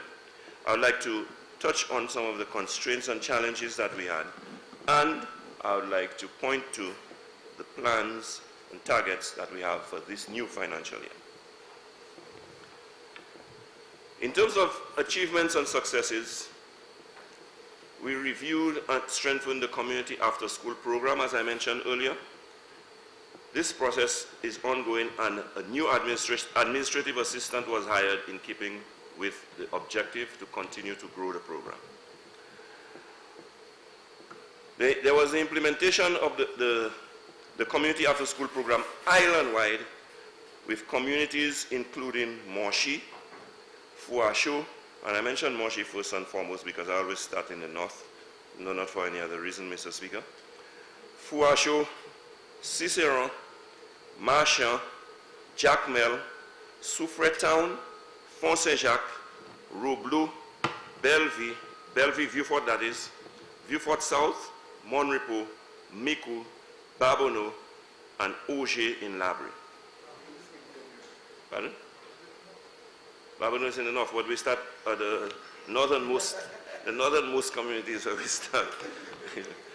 So, Mr. Speaker, I took the pains of listing the communities to indicate to you that we have a national spread of that program, and it is the communities are determined based on need. So you will not see Cap Estate, though it is further north than Moshi. You will not see Grosley Town, but you see Moshi. That is one of the communities, despite the thinking about Grosley being so affluent, there are depressed communities in Grosley. And I want to also indicate that color played no part in the selection, although some might argue, given the fact that there are so many opposition constituencies, that might have been the case, but I assure you that was not. There's utilization of counseling psychologists for that program, and this has really helped in strengthening the program. The increase in registration of organizations, that's another achievement of the Social Transformation Unit, indicating that there are more organizations that are being registered currently, and I think it's a good thing in terms of strengthening our communities. There was the commencement of in-house training for staff, and this is due to the identified need as well as the high rate of attrition due to persons retiring. I must say, Mr. Speaker, there was a very high rate of retirement taking place in my ministry in the last year or two. Capacity building and strengthening of community organization. That is, if communities are to be strengthened, then we must ensure that we strengthen the community organization. There was the recruitment of more males into the unit, and it's not a question of discrimination here, I assure the Minister for Gender, but where there is an imbalance for women, we always try to make it right. So, just likewise, in terms of justice, where there is an imbalance on the part of men, we have to make it right as well. So We think that it is important as social workers that we have some male figures present, because they can play certain roles, because at times those social workers have to play the role of father figures and so on. And we noticed that there was like over 90% of our staff were females, and so we're trying to strike a better balance by concentrating a little on hiring males. We had, like I indicated, some constraints and challenges, and of course the first and most obvious one was lack of sufficient financial allocations. Mr. Speaker, as you would appreciate, we are in a country with limited resources, and there is quite a lot of contention by way of competition for the limited resources that we have. Very often, I suspect that I don't have the loudest voice when it comes to, echoing the sentiments of my constituency, meaning the people who are vulnerable and poor, and that people who deal with the financial aspect of governance hear statistics and deal with more like GDPs and those kinds of fancy terms. But we want to make it clear that the lack of resources, financial resources for our sector, can have drastic implications for the growth of our economy. And so we want to urge those who make the decisions when it comes to allocation of resources to bear in mind that the social aspect must be developed hand in hand with other aspects that are considered to be more economical with financial considerations. A lack of human resources. We have long complained about the staffing needs of our ministry. We have 4 welfare officers. We have 13 social transformation officers. And you ask yourself, how many communities are there in St. Lucia? So the human resources available to us is woefully inadequate. Another problem we faced was the long delay in replacing staff, particularly in the Castries Basin.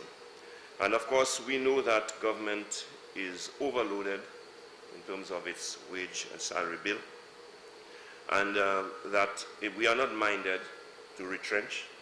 If anything, we want to be meticulous in the appointment of new employees, and so I would like to suggest that we find a more efficient way of doing so to avert the long delays that we face, especially when it comes to hiring of social workers, because while that delay is taking place, the needs of our people, the poor and the vulnerable, are not being met, and that exacerbates the problem that they have to encounter and makes the situation worse. There's also a need for training for staff and a need to upgrade. I will not go into this one at this time. In terms of our plans and targets for the new financial year, we are looking to expand the community after-school program further.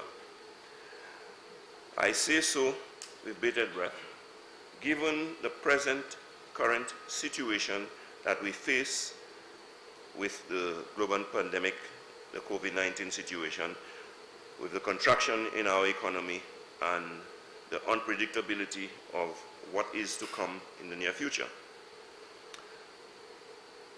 We want to increase the staff training. We were looking at a 30% improvement in the delivery of that service. I think that might have to be put on hold until we see where we stand with the recovery of our economy, or unless some good Samaritan would be willing to step forward and be philanthropic enough to make a contribution that will be sufficient to bring about that 30% increase. And we want to identify and train community leaders. I would like to call on the community leaders to consider that as part of giving back to society, giving back to the community, and so that they can come forward and volunteer their expertise and services where possible, especially if they are already gainfully employed. With regard to the response to the current situation that exists, let me just say this. The current global pandemic has not spared St. Lucia, just as every other country of the world. But perhaps we look at our own plight, we look at the global picture in terms of how it affects the world and affects the country. But I wonder how many of us have taken into account that when there is such a crisis, Mr. Speaker, when we face natural disasters or any such crises, that it is first and foremost the poor and the vulnerable that are worst impacted. And we have to bear that in mind and ensure that in our responses, we cater for their needs and we attend to their plight. So, Mr. Speaker, my ministry has put forward some proposals, some of which we are hoping will be implemented, some of which that have been already implemented. In terms of proposals, we are advocating income support, which already has been taking place in various forms, but we are looking at income support to the vulnerable groups, and that we envisage will take place on 2 levels. Now, when I talk of income support, I know that the government of St. Lucia, in conjunction with the NIC, have declared that they will make funds available to people who have lost their jobs. They will make funds available to self-employed people who can no longer earn a living, especially those who were dependent on the tourism industry. But may I say, let us not forget that there are those who are unemployed, who are just as or even worse impacted by the COVID-19 pandemic. So we have to take into account some kind of financial assistance for those people as well. So we are advocating two levels rather, for that kind of assistance. We are advocating the horizontal expansion of the public assistance program. And when we talk about the public assistance program, for those of you who are not familiar, I mean, in the ministry they refer to it as PAP, that is what we call the paupers list, or liste des pauvres. And currently we have some 2,500 households that are being serviced through this program. Of course, I have lamented the amount that has been given. I'm not sure if it's appropriate at this time to repeat this lamentation, but it may be, given the fact that when I said it was inadequate, there was no COVID-19, and now that there is a pandemic, it's even worse. And so we're looking at horizontal expansion, given the fact that in 2016 a survey was done that indicated that there were nearly 43,200 individuals who are considered to be in the category of monetarily poor. And if we are to attend to those needs, we have to increase our reach and have a wider pool of people who are poor and vulnerable to get the assistance. And we're looking at a coverage of at least 3,600 households in the near future. We have a number of people on the waiting list to get assistance. The waiting list is 398 households, and we are planning to increase the public assistance program with those people because of some assistance we will be receiving under the Human Capital Resilience Project. We can get some funds that will cover those people. However, I want to say that this is only for a period of time, while the project lasts, but I'm hoping that by the time the project comes to an end, government would have found a way to keep those people on the program and to be able to subsidize the program sufficiently so as not to release those people and drop them from the program. We are also looking at vertical expansion of other cash transfer programs, and I'm referring specifically to the Child Disability Grant, children in foster care, and people living with HIV. These are people who receive assistance on a monthly basis from government. We are proposing that an increase, or if you might want to say a top-up, be given in terms of the amount of cash that is provided to these vulnerable groups that we have identified. That I can go into more details, Mr. Speaker, but given the limited time, I will proceed. Another area that is being proposed, another initiative that is being proposed is food security. Over the years, we have heard a lot of talk about food security by various ministers of agriculture, by various parliamentary representatives. I recall when I first got into the political arena, Mr. Speaker, that was one of my prominent platform utterances. I remember in those days speaking extensively on the need for us to take a look at the presence of diabetes in our community and the need for us to look at food security. In terms of food security, one of the initiatives that is being recommended is that we provide support to existing soup kitchens. There are a number of soup kitchens that are conducted by organizations like Club 60 and religious groups and some individuals. Of course, in the case of my constituency, Mr. Speaker, I just want to state that my constituency office has a soup kitchen where we provide meals to the needy once a week.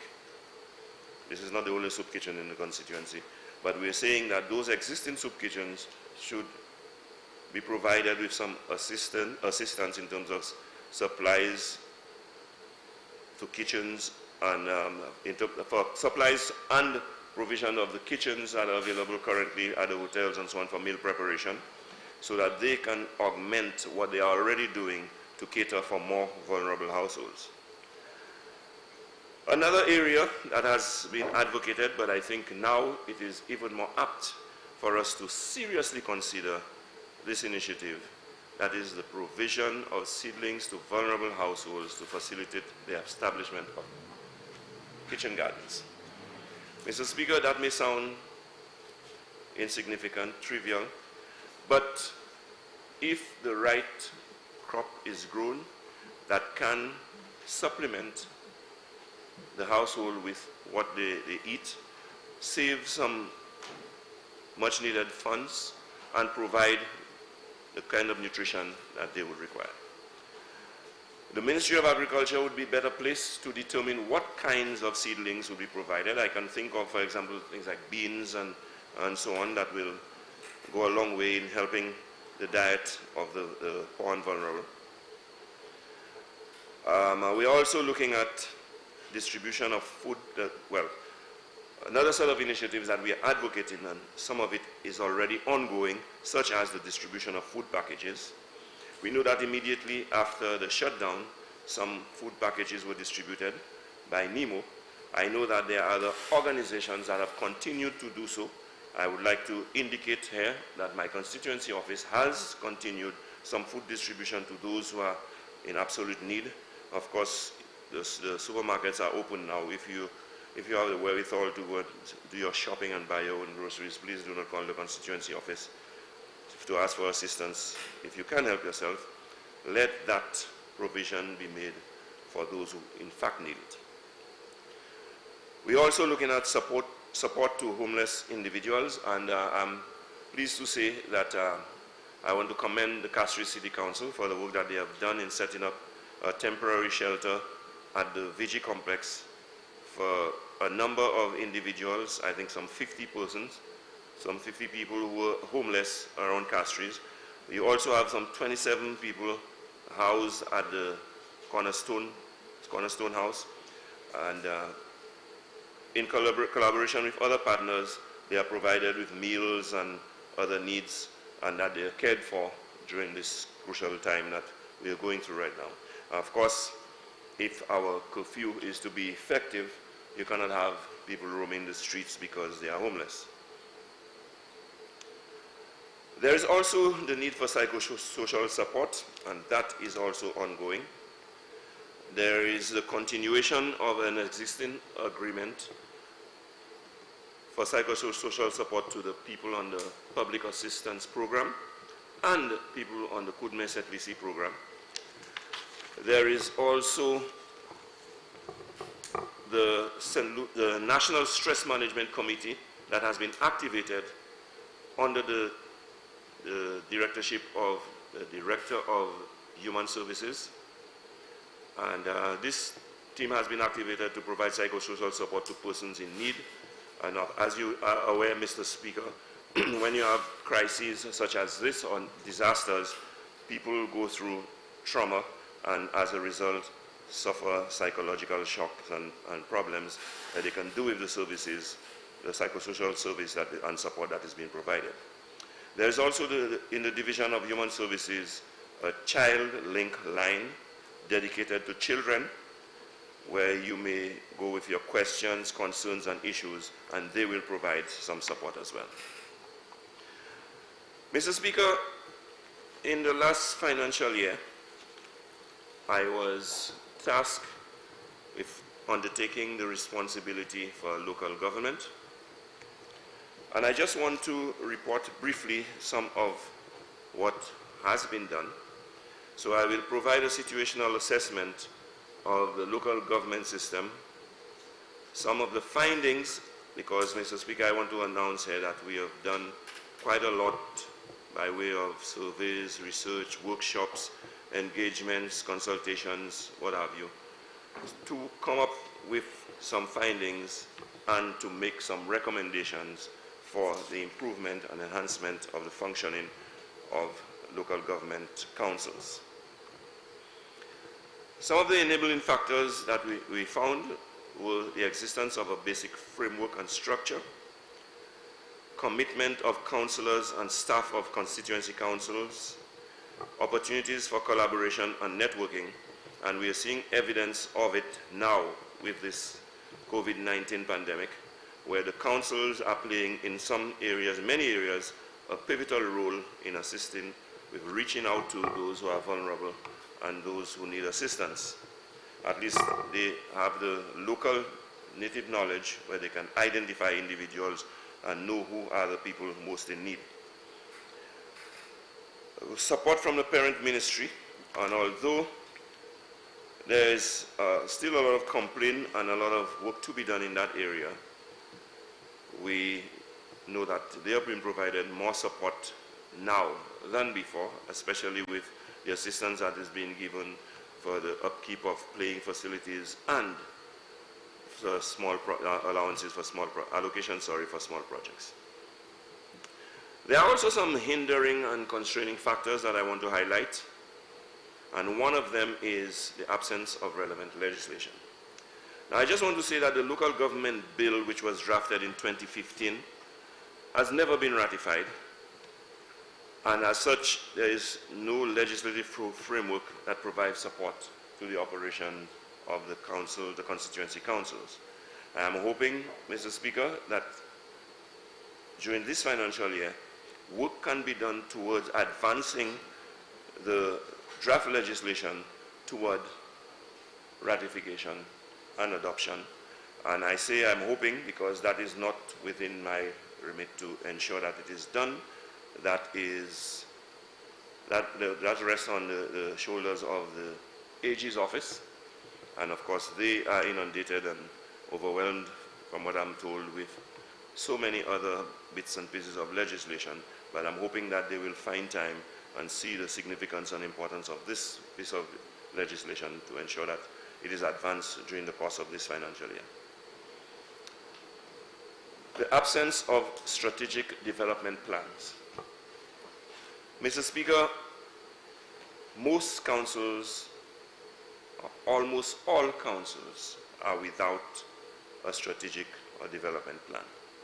So we are now working with them towards the development of a strategic plan. Now we are hoping not just for them to have a plan, but that there will be some synergy and some consistency in terms of best practices and so on across the island, where councils can share with each other what they do and what works depending on their peculiar needs. We're looking at another constraining factor, and that is the relationship between central government and local government. We have a situation where councils are of the view that the relationship between central and local government needs to be improved to reflect a more supportive and mutually beneficial relationship. I know that there is much room for improvement, and I'm hoping that in the coming year we can work toward this with the cooperation, of course, of the various councils, because it's one thing to complain about the shortcomings, but when efforts are made for people to step up and play their part in ensuring that it is properly addressed. Expansive working regions with limited resources is another constraining factor. What has happened over the years, Mr. Speaker, is that you had town and village councils. Let me take the one I'm most familiar with as an example, Grosile. You had the Grosile village, which were the 10 streets of Grosile, what is now known as the Grosile town. And the council was responsible for that area. We have since expanded exponentially to have the Grosile Constituency Council, which starts from the Shop Bridge to the tip at Donkey Beach in Cap Estate, across from the Grosile Bay, right across to the east at the Dauphin Beach, and all that wide expanse of area is being covered by the Grosile Constituency Council. However, Mr. Speaker, the structure and resources of that council has not changed. The resources, as I just heard from the member for Denry North, being provided has only marginally increased. So we have a major problem of a council charged with a responsibility for which they have no answer in terms of addressing. So that is another area that has to be addressed. That is another situation that has to be brought in line with normal practices. The size of constituencies has become another challenge, another major issue. You have some constituencies with councils that manage extensive areas, heavily populated areas. And again, I have to use the example of the Grosile constituency. This places immense pressure on the council, on the constituency council, and its ability to deliver adequate services. In those cases, the councils are shortchanged, and the recipient communities suffer as a result of the lack of adequate resources and so on. So it may be prudent to give critical consideration to a disaggregation of such regions into smaller and more manageable blocks. A recommendation, when I go through recommendations, you will see that a recommendation has been made, and so I'll wait till I get there to mention it. Another constraining factor is the image and profile of councils. You know, Mr. Speaker, since 1979, local government election was terminated, and councillors were that is when it began, that councillors were selected by parliamentary representatives or the government in office at the time, the administration, the ruling administration. As a result of this, those organizations are being seen in some cases as being political. They are being seen in some cases as rubber stamps, and they have lost the prestige and clout that they once had. I see that as a restraining factor, as a factor that is of critical significance, and that we need to rebrand and revamp the image of the constituency councils. Now, to do so, we have a number of recommendations to overcome some of the constraints that I mentioned. We mentioned the legislation, so naturally we have to review and update the existing legislation. I say review and update because since 1915 there will be situations that have arisen that would necessitate maybe new approaches or additional approaches. local government elections. That, I think, will go a long way in enhancing the image of the local constituency councils. That, I think, will go a long way and serve as a breeding ground for leaders in this country. And I think everyone will benefit, because if someone goes through the process of being elected, and as is the case with many of the people sitting around this table here, if they want re-election, they will have to pull their weight and perform. So I think that will redound to the benefit of the constituents. I briefly mentioned, and I want to go into more detail, on the segmentation of constituency councils. I mentioned caste trees, but there's also, I'm grossly sorry, but there's also caste trees. When you look at those constituency councils, they serve extensive geographic regions with very large populations. These characteristics, coupled with resource constraints, make it, and resource constraints we're talking about, not so much caste trees, but Grosile in particular. Would you believe that Grosile receives an allocation just as every other constituency in this country? Whereas we are by far the most populated constituency in this country, and perhaps only second to Swazelle and maybe Castries Southeast in terms of geographical expanse. But we receive an equal allocation to every other constituency council, save and apart from Castries Constituency Council. That is just not practical, it's not feasible, it doesn't make sense, and so we have to revisit the allocation of resources to those councils, and in fact, we may have to do some segmentation or disaggregate those councils so that they can better serve the areas. So for example, there's a proposal that Grosile be divided into 3 councils. Grosile North, Grosile Central, and Grosile South. Now that may sound facetious to some, but if you examine the Grosile constituency carefully, you will still have a constituency council serving each one of those new departments that has a wider expanse of area and a bigger population to serve than many of the existing constituencies today. So I think that can be more than justified to advance such a recommendation. In the case of Castries, we have had queries by parliamentary representatives because, as you would be aware, Mr. Speaker, the Castries Constituency Council serves Castries Central, Castries South, Castries East, and Castries North. Some of the parliamentary representatives have lamented that Castries Central gets the lion's share of the resources of the Castries Constituency Council, and as such, they figure that they are sufficiently large in terms of population and geographical expanse to have their own councils, and they're advocating for that. That is a matter that we are looking at very closely, and we'll be making recommendations to Cabinet and subsequently to come to this Parliament for approval of those recommendations. Of course, it goes without saying, we have to take a look, do a definite review and modification of council resource allocation. I spent 5 years in this Honorable House between the years 2006-2011.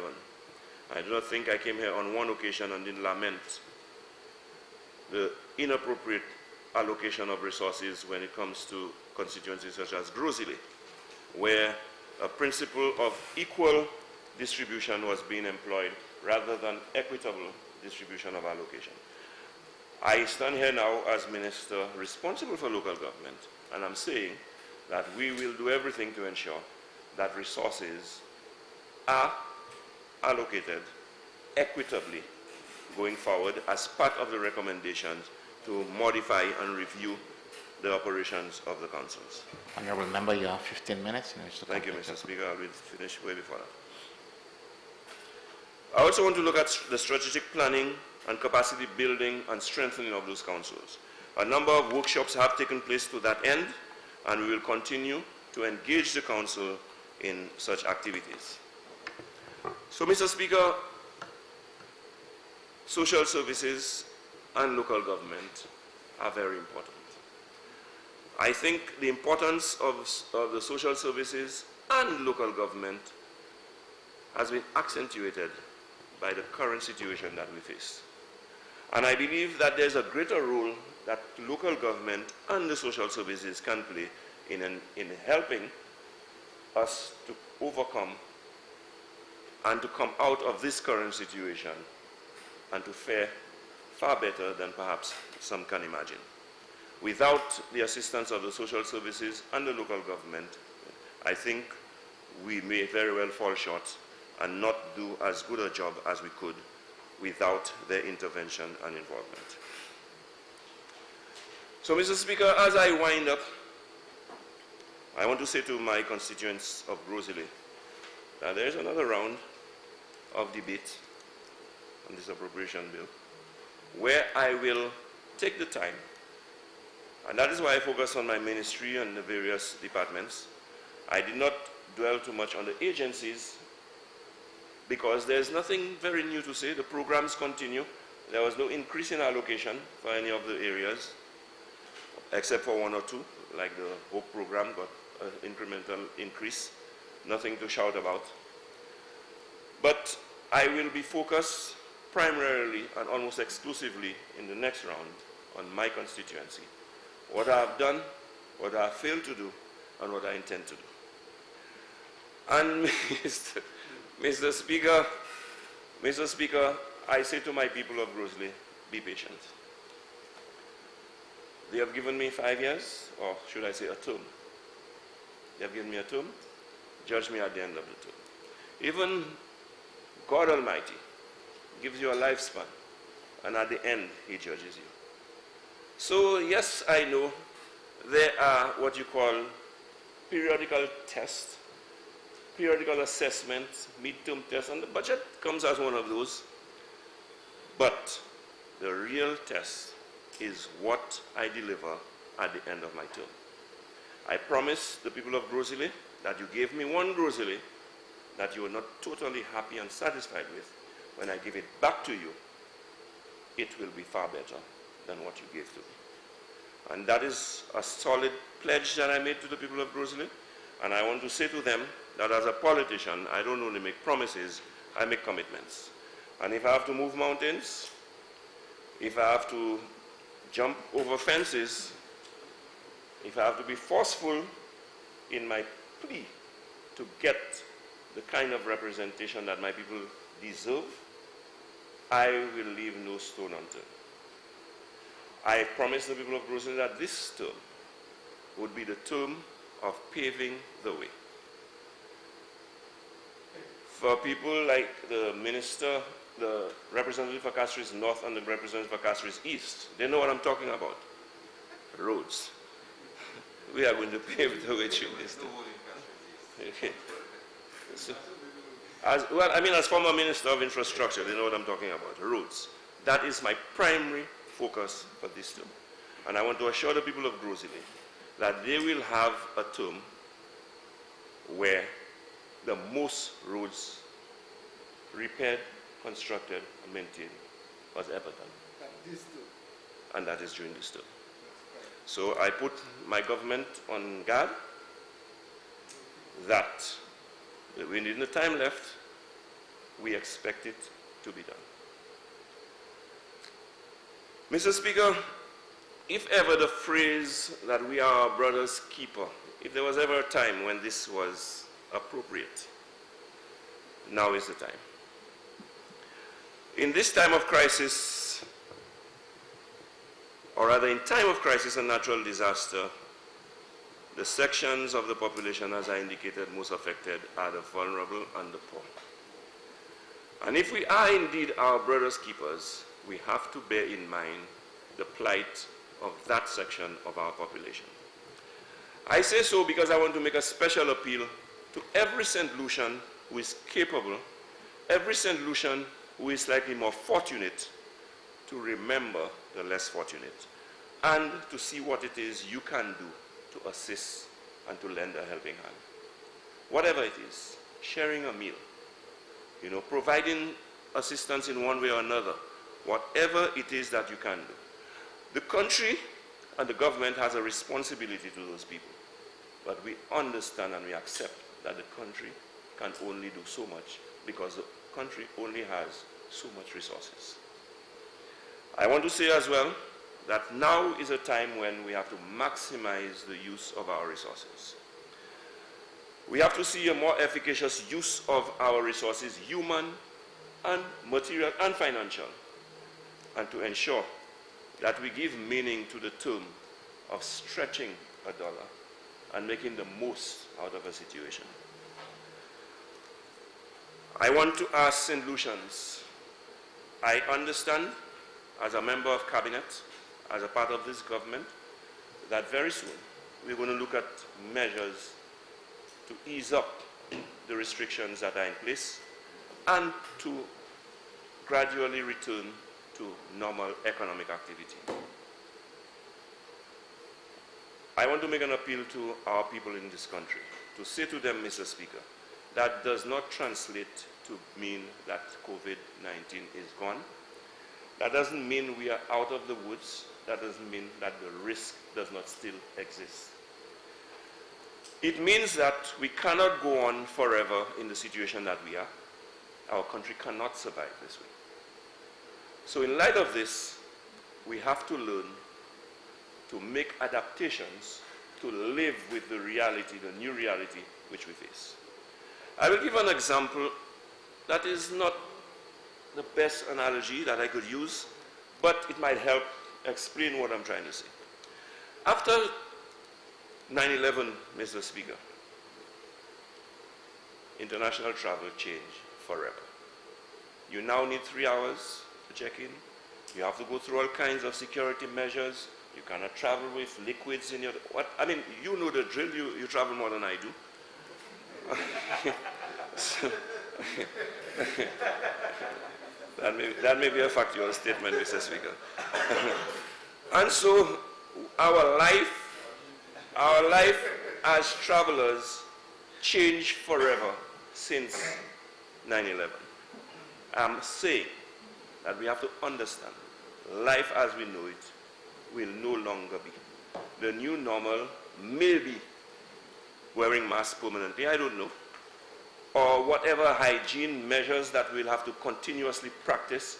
Going forward, there are some adjustments that will have to be made, and a new way of doing things will have to be adopted. I want to say to St. Lucians, COVID-19 pandemic is still a reality. As we ease up the restrictions, let us continue to observe the guidelines. Let us do the things that we have been doing so far that has kept that pandemic in check here in St. Lucia. I want to say to the vendors of Grosley, as you know, the Grosley Friday Night Street Party was a staple, and the only Friday night when there wasn't a street party was Good Friday, but it's a while since we have not had. I envisage a resumption of that street party, but obviously, Mr. Speaker, not as we knew it. Because when people begin to celebrate in all the festivities and the merriment, people tend to consume and forget, and when crowds are gathered, risk is heightened. So we will have to do things in a different way.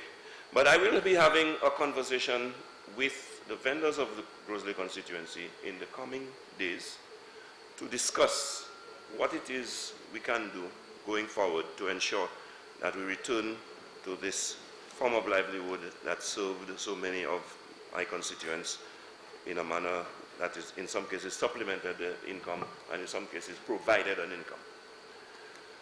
So, in terms of asking St. Lucians to continue to be vigilant, I want to ask them to continue to be cautious and be mindful of the warnings. It is for you, it is for me, it is for us. Because we can go right back to where we were, or even worse, if we do not observe the necessary precautions. Mr. Speaker, I want to take this opportunity. It would be remiss of me if I did not, I know so many have done it, but it would be remiss of me if I did not express my personal heartfelt thanks and appreciation to the health workers of St. Lucia, the police officers of St. Lucia, the firefighters, the social workers, the many volunteers and agencies that have come forward and provided human service to our fellow men in St. Lucia, some of them going way above and beyond their responsibility and their duties to serve our fellow citizens of this country in the way that they have. And of course, we are seeing the results of the effort. I want to express my sincere thanks to them. I want to take this opportunity before I end, Mr. Speaker, to express my sincere gratitude, appreciation, and thanks to the people of my constituency who have come out in their numbers in various ways to assist, to provide their services, whether it be in delivery of meals, in delivery of packages, some of whom have actually taken their own resources, solicited funds and assistance to provide packages and meals. Some of them have come together and begun fundraising efforts to provide electronic devices for school children who will be needing it, given the new form of education that has to be adopted going forward. I want to thank those who have provided masks free of charge to those who need it. I want to express my sincere gratitude to those who have gone out of their way to help the poor, the vulnerable, the indigent, and those who are most in need in the constituency of Gros Islet.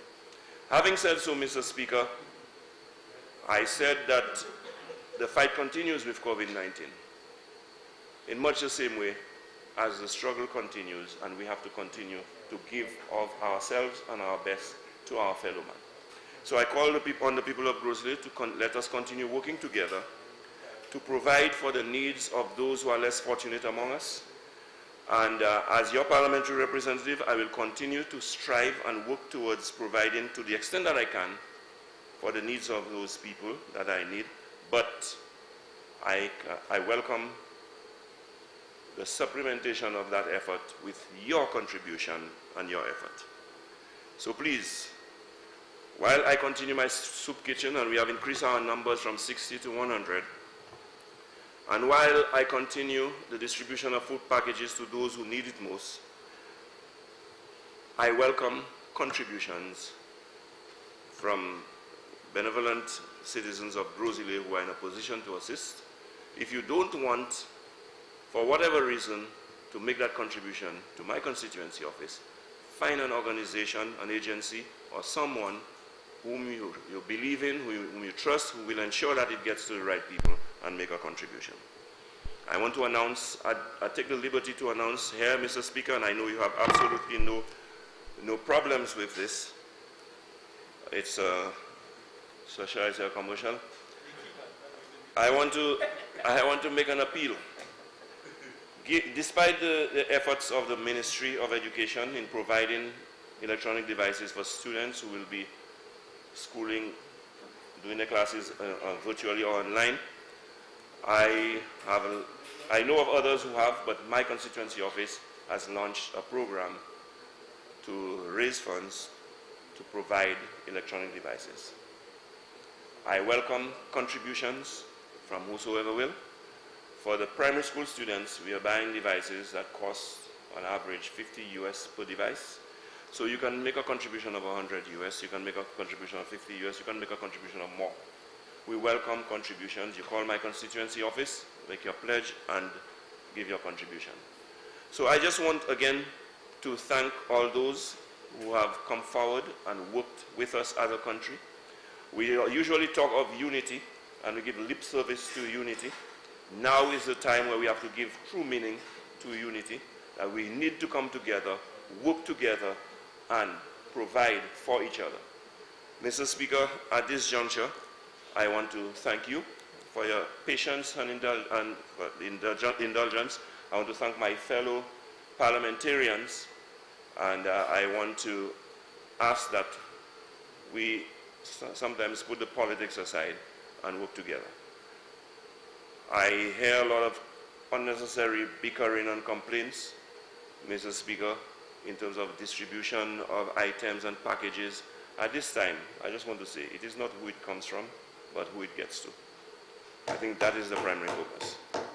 And so let us do what we have to do, let us do what we need to do, let us do what we must do to ensure that we make St. Lucia a better, a safer, and a more prosperous place. I thank you.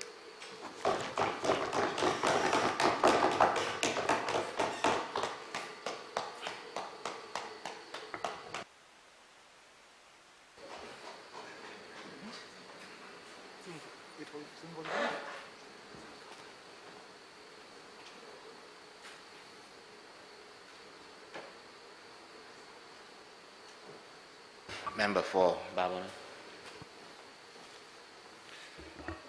Mr. Speaker, I rise to beg for a suspension of this Honorable House until 7:45.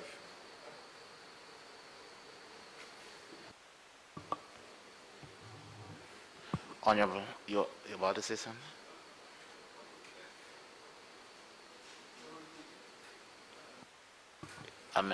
Is there a counter motion? Honorable members, the question is that the House do stand suspended for the next 45 minutes. And now to the question is, as many as of that opinion say aye. As many as are of a contrary motion, opinion say no. I think the ayes have it. The ayes have it. House is suspended.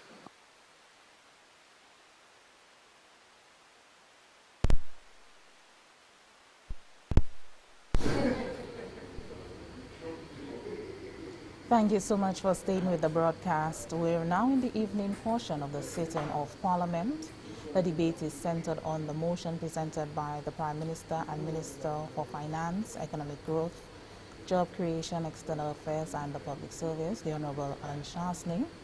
Be it resolved that the House of Assembly do adopt the report of the Standing Finance Committee on the estimates of expenditure for the financial year 2020-2021 in the sum of $1,697,312,800 as a charge against the Consolidated Fund and other funds of the State of St. Lucia. We just heard from Minister for Equity, Social Justice, Local Government and Empowerment and Parliamentary Representative for Grosile, the Honorable Leonard Montoute, who spoke to his ministry. He highlighted the need for the expansion of the public assistance program as there are many individuals in need waiting to get assistance. He also explained that there is a need for more assistance to be lent to local governments, entities such as town and village councils, so as to improve and enhance them. He noted a number of constraints based on a survey that was conducted, which was the commitment of staff of the councils. There needed to be some work in that area, increasing or enhancing opportunities for networking as they serve a critical purpose that has come more to the fore, especially during this time as we battle the COVID-19 pandemic.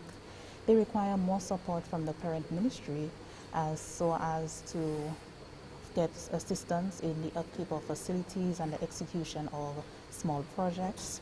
The minister noted that a local government bill drafted several years ago had not been ratified, and so he highlighted the need to do so and to implement the bill at the soonest. He also noted the absence of strategic development plans with a number of councils. However, he indicated the government was working with these entities so as to rectify this. Additionally, he noted the need for a relationship or a stronger relationship between central and local government, which needs to be improved and solidified to be more supportive so as to achieve more. He identified the expansion of working regions and indicated that these councils have limited resources, so it was difficult to get the required projects off the ground. Highlighting his own constituency, that is Grosile, indicated that it's a very big constituency and the village and town council is inundated, having limited resources. Additionally, the minister noted that in this time there is a great focus being placed on infrastructure, more specifically on roads, And this term, the people of Crozile will witness the most roads being rehabilitated. Once again, I thank you so much for staying with the broadcast, and we will be right back after a 20-minute break. Thank you.